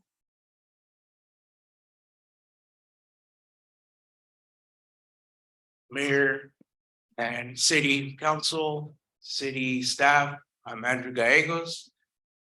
And where do I even start, I am a CB graduate. I'm gonna say what class 99. And I've been helping out the city of Coachella for over 20 years. I've been part of nonprofit organizations for about 15 plus years. Locally here, I am Sir Knight from Knights of Columbus here in Coachella, 3847 out of Our Lady of Soledad Church. And I am seeking appointment on this commission. And I just love giving back, to the community, no matter if I'm on a commission or not. And I'll still keep on moving forward. If I don't get appointed, you'll still see me around. And enough about me, because I know this meeting has been quite a bit, it's been 3 hours. hours and 1 minute. So I'll go ahead and pass it on to the next,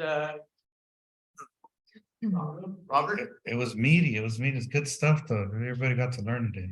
Yeah, Robert Caballero here. So I grew up here in the Coachella Valley. You know, my family has a house on Cypress and 52 for 3 generations, but basically. Then my grandfathers, my grandparents, and now my parents, you know, and I grew up on these streets and, you know, at the Coachella Boxing Club and what I got to see today was like a glimpse of what I got to do as a youngster. Not as academics, but as an athlete. I got to come in here and, you know, speak to, you know, the council and tell them about all the accomplishments I got to do. And then it would prepare us to go to these tournaments. So the fact that you guys are doing this, you know, for these kids is awesome. And I want to carry that along. In addition, you know, congratulations on the successful audit. And it sounds like that's going to benefit our parks and recreations where you're not going to increase the fees. But I do like to add on to that is that, you know, I think you're right. We can bridge a gap because I'm sure that there's competent, really good nonprofit organizations that do things right.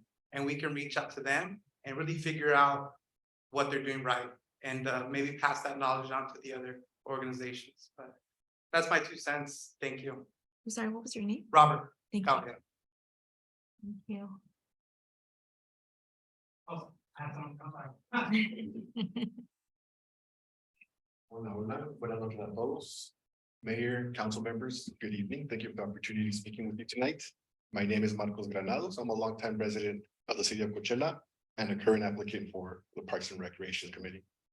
As director of farming operations for Hadley Day Gardens, I've had the opportunity to work with many organizations and reach out to our communities. I have the honor of serving as secretary for the Riverside County Young Farmers and Ranchers, and I'm also a member for Growing Coachella Valley. Apart from spending my time with work, you can find me playing bass for Grupo Dimensión, or just at home, you know, keeping up with friends and family. It would be a great honor to serve my community in the capacity of Parks and Recs Commissioner. I am eager to learn and do all I can to guarantee that my contribution to the commission would be all it can be. I am ready to serve and ensure that my community continues to grow and prosper. Thank you. Thank you.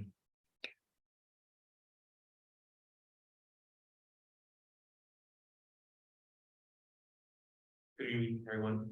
My name is Carlos Ayala, Juan Carlos Ayala. I go by Carlos. Raised in Coachella my whole life, lived here. This why I served as commissioner for 2 terms already. And I'm looking forward to finishing the park on 2. Maybe me and Mayor Steve will have to shoot around. I'll be the first ones. We used to play ball together. Thank you. Thank you. Yeah, I forgot to add that on the list that of the applicants that you have, there are 2 that had applied to the planning commission and we reached out to them and they are not interested in serving as a parks commissioner. And that's Mr. Leal and Mr. Gutierrez. They are or they're not? They are not. They are not. Okay. Very good. I had a question for her. So I went on the website, and so what vacancies exist right now on?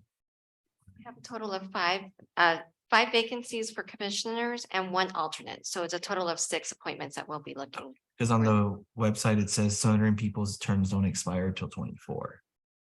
Yes, but because they go with the position we're renewing all of the positions. We've Okay. had 2 vacancies that have been kind of longstanding. So at this point, we're filling Schedule all. all of them. Okay, just wanted to clarify. Right, so who are the 2 vacancies?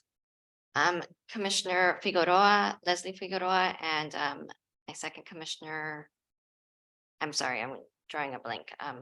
They both have had absences for more than 5 months. Is it Ezra Cadena? Cadena, yes, thank you. How you doing on the alternates? I mean, it sounds like, Actually, our current alternate is Commissioner Javier Figueroa, and he's actually been sitting in because that's how we've been getting a quorum. okay, So he has been active. okay, so it sounds like, so we have 1 alternate or 2? We've had 1 alternate. Okay, So of the current members that have applied, We have currently Javier Figueroa, who is our current alternate. Juan Carlos Ayala, our current commissioner, also applied. Canina Rodriguez is a current commissioner, and Rosalio Avila is a current commissioner, still interested in serving. Four. Mhm. Okay. Okay, cool. I've been pretty cool about letting each council member pick their commissioner. We'll do that, and then I did get a call from Councilmember Galarza, and he wanted to recommend is Mr. Avila for his recommendation, Rosalio.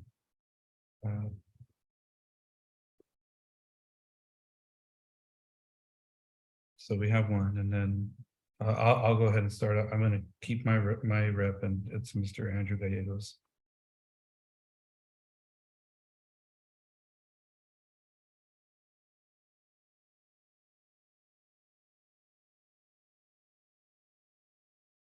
Is there a certain order you want to go or? No, go ahead. You guys did. Okay, for me, my commissioner, my choice is going to be Marcos Granados.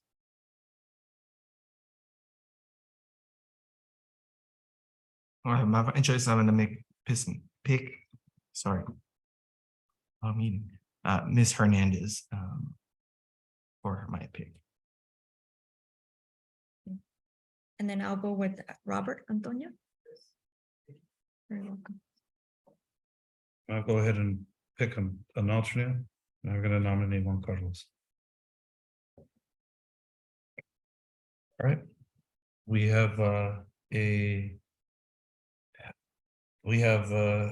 5 appointees with an alternate. Is there a motion? Motion to approve Is there a motion? Is there a second? I'll second that motion. Can we get a roll call, please? Yes. Aye. Aye. Aye. Congratulations. Thank you. Thank you. Have fun. Have fun. Have fun. Fun. And by the way, we do have another committee. Yeah. that we haven't found and it's the finance committee. It's actually the UUT committee. Yeah. And the It's Arts been and enacted. Cultural Commission. And all- Anyhow, we'll move on now to public hearings. I think we can finish this meeting or go to a potty break. No, let's finish it.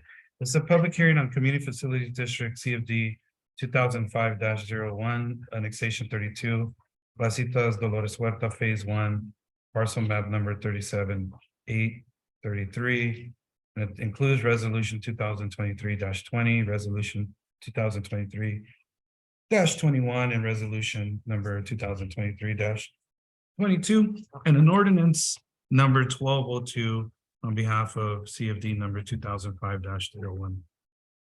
Gabriel. Thank you, Mayor, members of the City Council. Gabriel Perez, your Development Service Director. This item was brought to you about a month ago, which was to initiate proceedings for annexations of the Placita Dolores Huerta project into the citywide CFD for public safety. We have the citywide CFD, where it's charged on a per unit basis. For those services, a little background on the project, it's a 110 unit multifamily residential project on 5.76 acres at 84-900 Baghdad Avenue.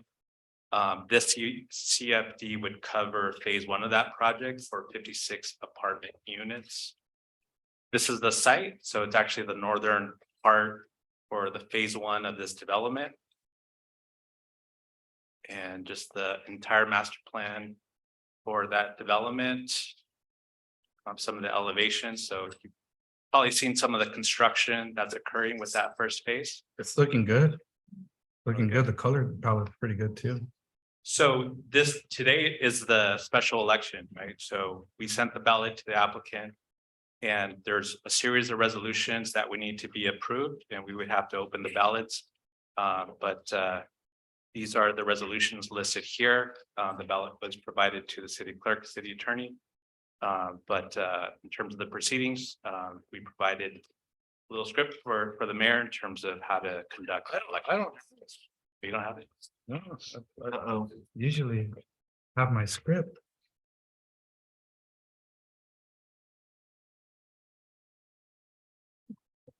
Someone has it.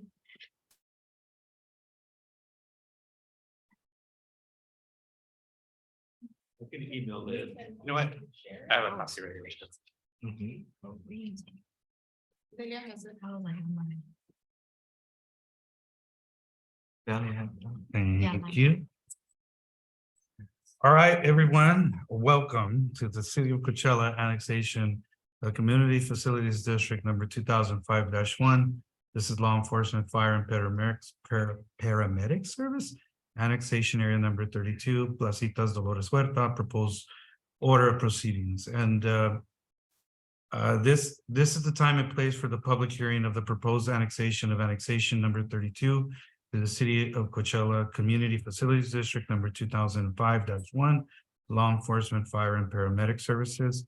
The public hearing with respect to the annexation area is hereby officially annexed. We will first have presentations by staff about the annexation. After that, we will receive comments and questions and any oral protest from any interested person. When all comments have been received, the public hearing will be closed. Gabriel, you did your presentation, correct? The city clerk. Notices of public hearings have been That would published. be. Oh, yeah, that's your job. Okay, notices of the public hearing have been published in accordance with the Melrose Community Facilities Act of 1982, and proofs of such publication are on file in the city clerk's office. Staff presentation. And you received that presentation already. Thank you. Oral protests or comments by the public, if any? Okay, the city announces there were no written protests filed by affected property owners. Questions or discussions by any council members?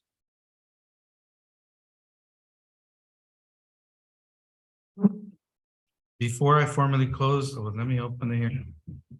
And then before I formally close the hearing, are there any other property owners subject to the proposed special tax who wish to file written protests?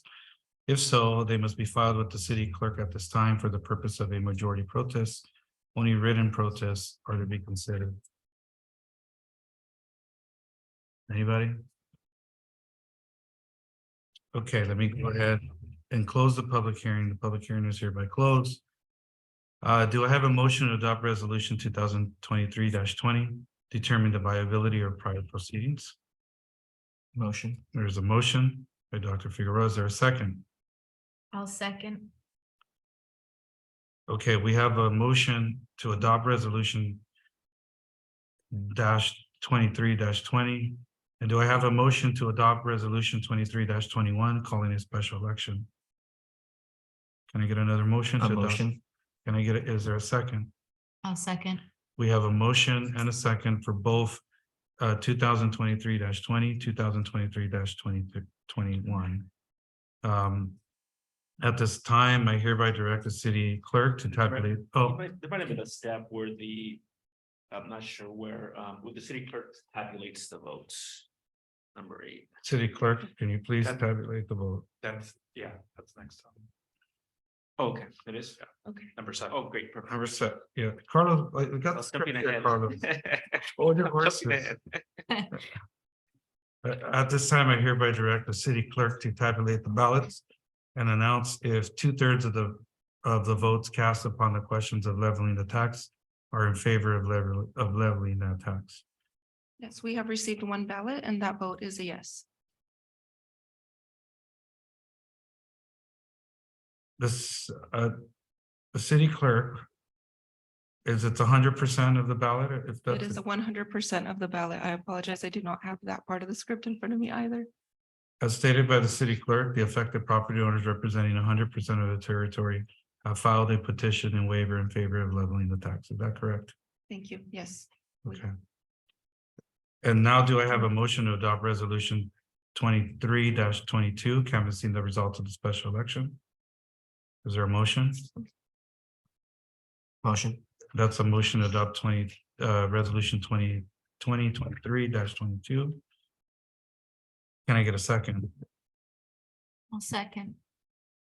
Okay, do I have a motion to pass ordinance number? There's a motion on 2023-22. I'm gonna move forward on another item. Do I have a motion to pass ordinance number 2012-02 to a second reading. Authorizing the levy of the special tax by title only and waive reading of the ordinance. Is there a motion for ordinance number 1202? Motion. Is there a second? Second.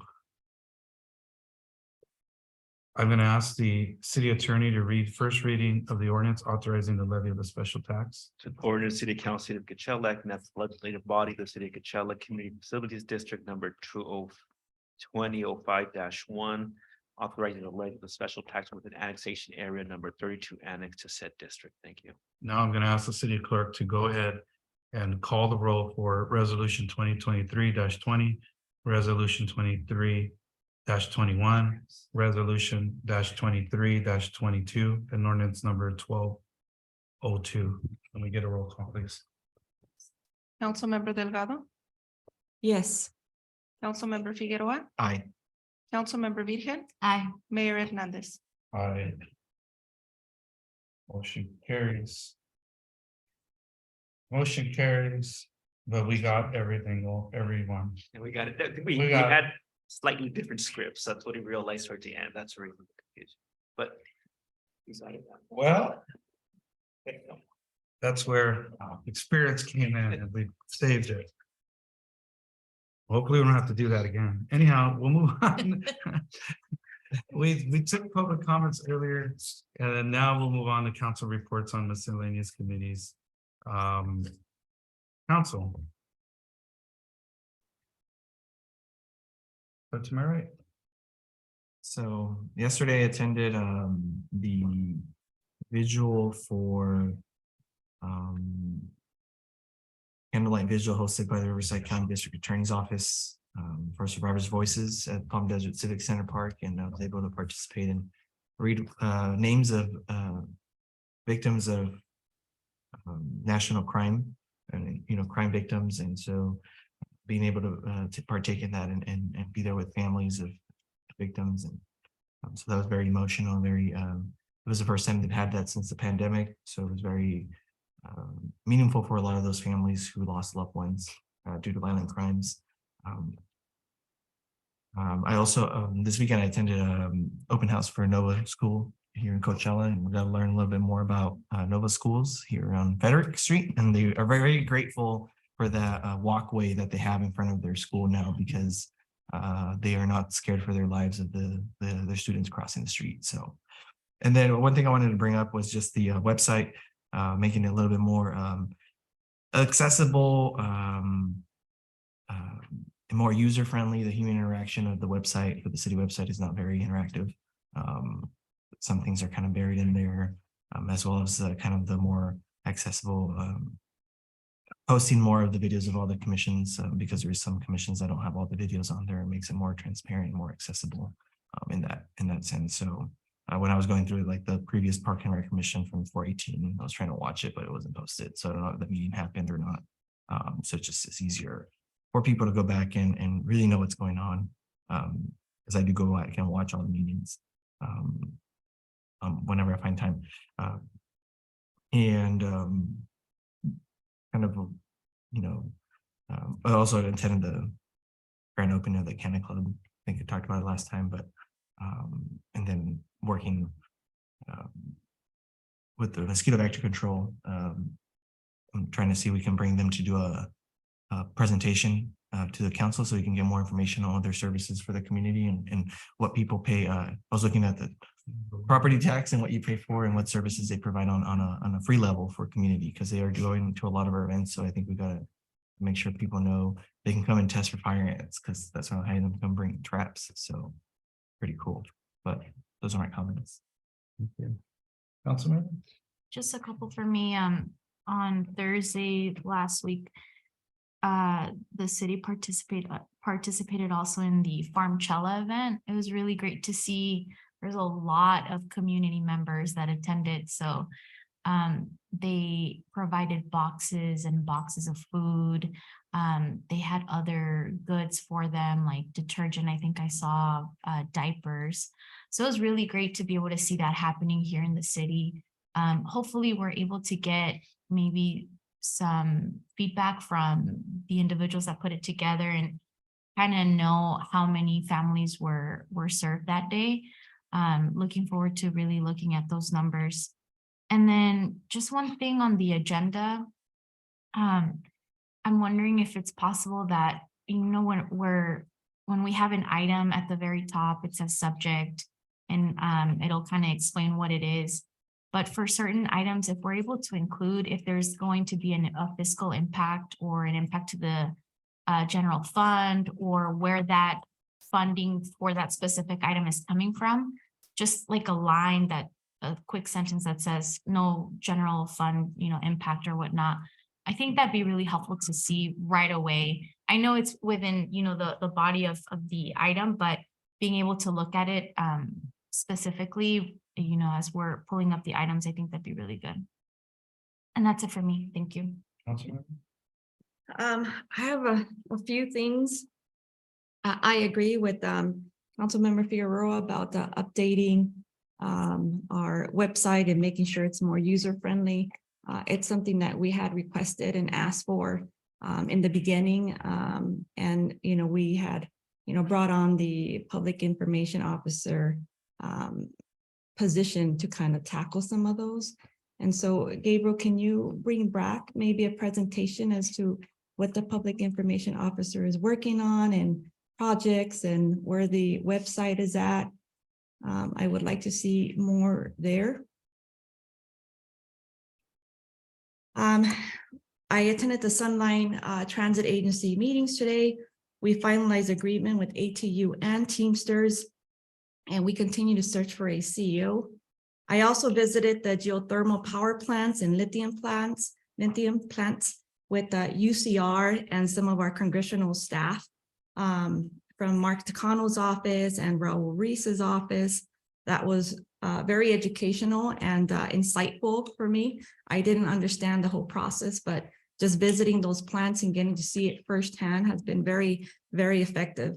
I've also got on the small Cessna plane and, seen the proposed Chuckwalla National Park.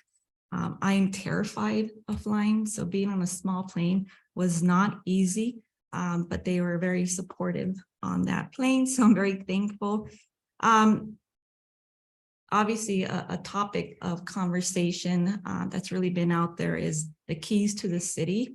And so I would like to learn a little bit more about how we're evaluating who receives a key, and then what criteria we're looking at, and then also how it's coming through, because I would like to participate on who's getting the keys and maybe even selecting other people. So I would like to see a little bit more of that specific to the key itself. As far as ARPA funding, we still have quite a bit of money there. And so I would like to see that come back. We can't hold on to that federal funding much longer. And so we had committed, many items when we had the study session. I think we had 2 when it came to ARPA funding. And so I would like to maybe get a presentation or start seeing the rest of those items come back. I know we've been adding things to it, so I'm sure it's a bit more depleted, but I would still like to move forward with those things that we had identified in the study sessions. As far as council meetings, I disagree with the cancellations that we've been having for council meetings.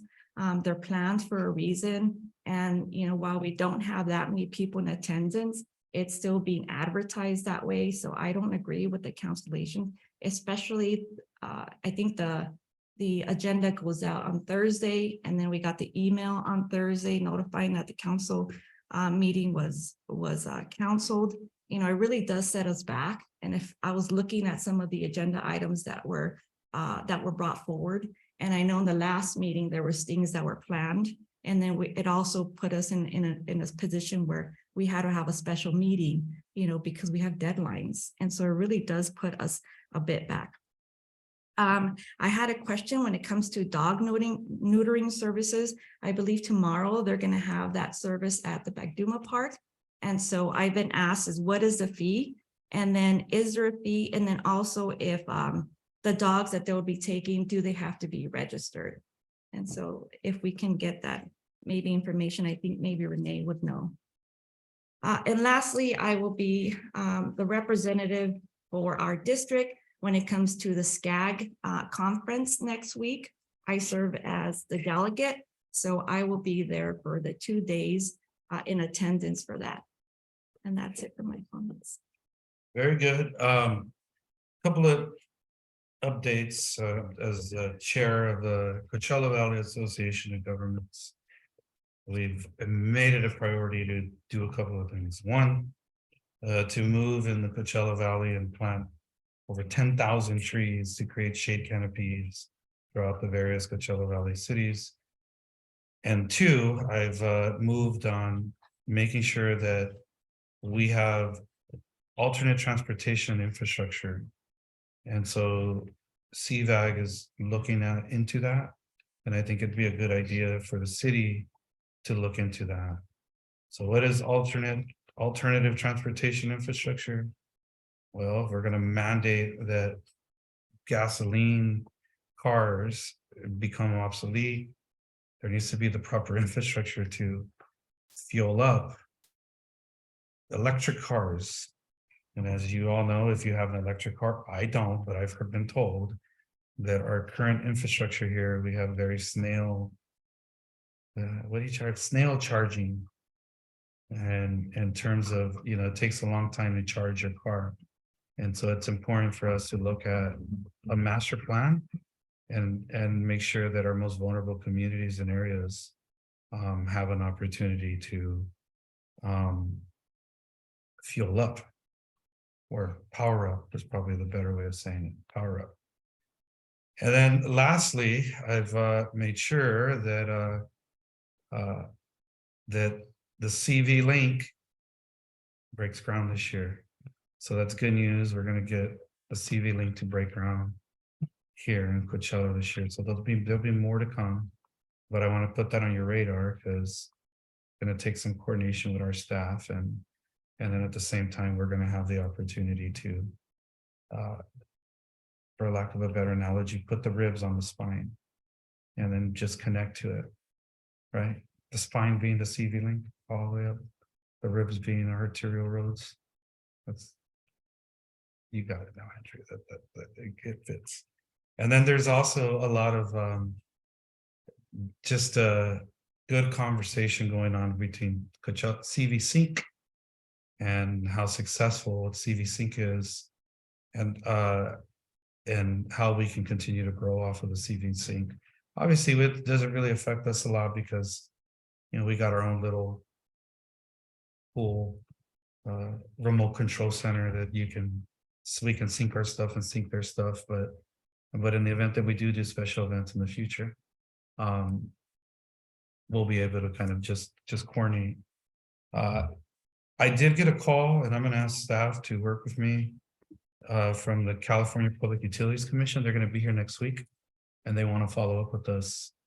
We had a meeting, what was it, maybe a year ago, Jacob, or 2 years ago, when the PUC came out here, remember?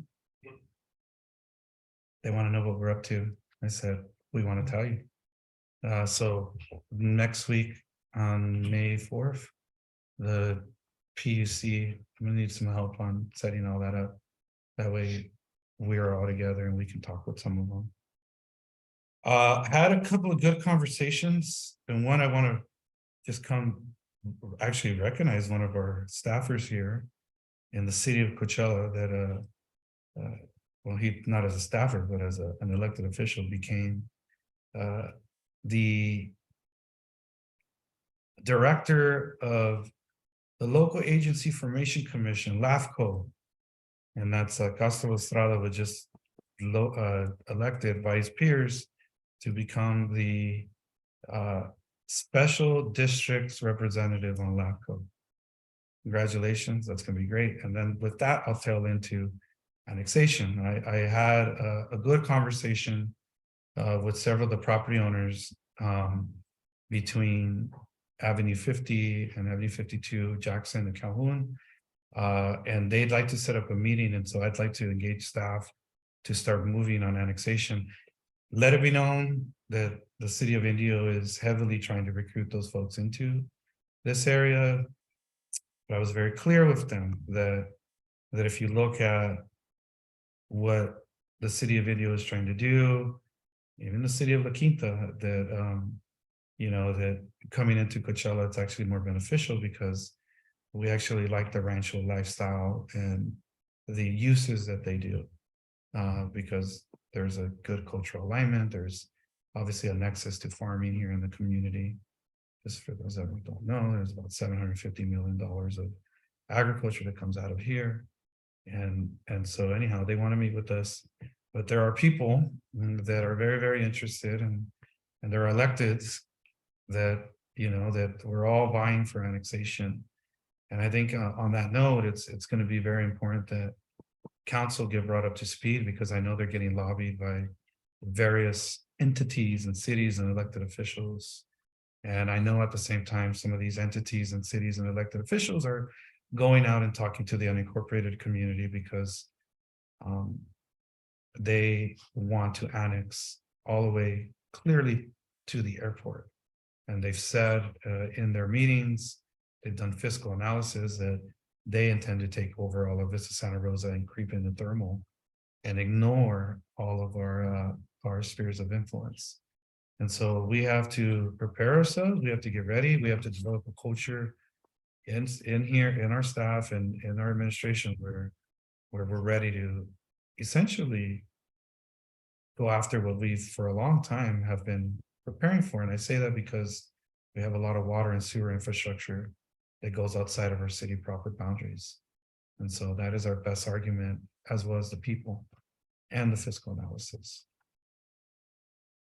And other things, but I'm not going to say in the public. But anyways, it just that's something that we just need to prepare. Now, with respect to the keys, the mayor holds the honor of giving the keys, and we'll keep it that way. People become mayors, and they can decide how to choose who's the recipient. The reason I have chosen to choose the keys and give the keys as I have is for a number of reasons. Number one, we've tried to bring a little bit of the festival to the city itself. For the longest time, when I first started, and I just received an email, council received an email.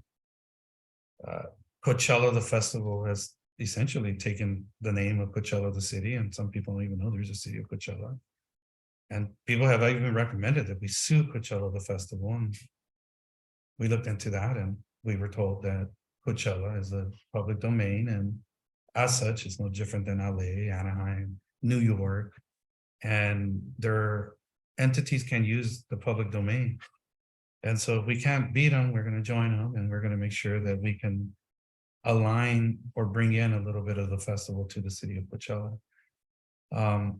How have we done that? We've done that in a number of ways. We've done that through art, Ethereal, the Bear, and then other entities started copying our style, and they started bringing in other art pieces. We've done that through nonprofits. So we were instrumental in forming great partnership with Raices, who's now on like their 14, 15 year, where they work with 50 students from Coachella Valley Unified and actually go in and do art pieces in the fairground.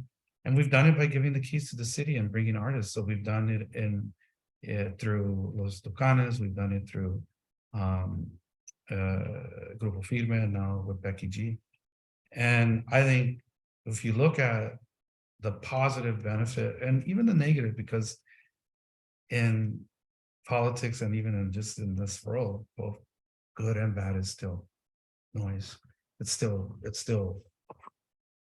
you know, mitote and you know, publicity.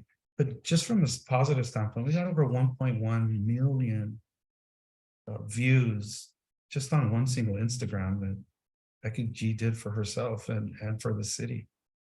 And very positive, and I think it's a good thing. And at the same time, 4 of the 5 council members attended, and I think they got to see firsthand the impact of dreaming and having an artist in our city. And I'll take the heat. I know what I'm doing. Done it before. I've been through the ringers. And we'll keep it that way. But that's why I do it. That's just, I think the keys is something that the mayor's tradition given up. People can change it later. And we'll continue to do what we do. With that, Mr. City Manager, those are my comments. Thank you, Mr. Mayor, Mr. City Council. First thing I would like to do is introduce our new city clerk, Delia Granados. Come up and introduce yourself. She started about 2 weeks ago. She's been reaching out to hit the floor running, replaced Andrea, who's been with the city for a long time. And we're real happy to have her here. Good evening, Mayor, council members. My name is Delia Granados. I'm very excited to be here working for the city. This is my 4th week. Like Gabriel said, it's been a crazy ride, just extremely busy, but very exciting and very challenging. I'm looking forward to continue to improve the deputy city clerk's department. I know Andrea did a great job, and I'm hoping that, I will continue doing a great job. Thank you. Elia, you're new, but you're not new. Excuse me? You're new, but you're not new. You got a lot of experience. Yes, and actually I came from the Desert Recreation District. I was there for 25.5 years, doing the same kind of line of work, a little bit different. One of the challenges has been, for me at least, has been the procedures. The city does them a little bit different, but as far as the work, it's the same. So thank you for welcoming. Welcome aboard. Welcome, thank you. Welcome. We have our movies in the park series starting next Friday, going all the way to May 26th. And I emailed council and I'll email them again, the reminder of LAFCO. LAFCO has completed their draft report for the electric services report that they're doing for Riverside County and Imperial County. We have about 60 days to submit comments for that draft report. My goal is to bring a presentation to the council, kind of pinpoint the highlights of the report and the outcomes and the recommendations, and get comments from council and staff and submit a report to a comment letter to LAFCO to express our ideas and thoughts on the report. So that will be coming to you soon. Other than that, thank you. I think, do we have a new hire too, a promotion? Yeah, promotion. Oh, Selena. yeah, Selena, I'm sure you guys are aware, Selena Jimenez was promoted to Economic Development Director. She's now in charge of the new department that the council has so generously helped me build. That will focus on grants, small business development, art and public places, and any other special project the council decides to throw at us. So we're very happy to have her. She's been an employee for a long time, a very trusted ally for the city of Coachella, its nonprofits and residents. So congratulate her when you get a chance. Congratulations. to you Congrats, both. Selena. All right, with that, we are adjourned. Good meeting, by the way, a lot of goodies right on.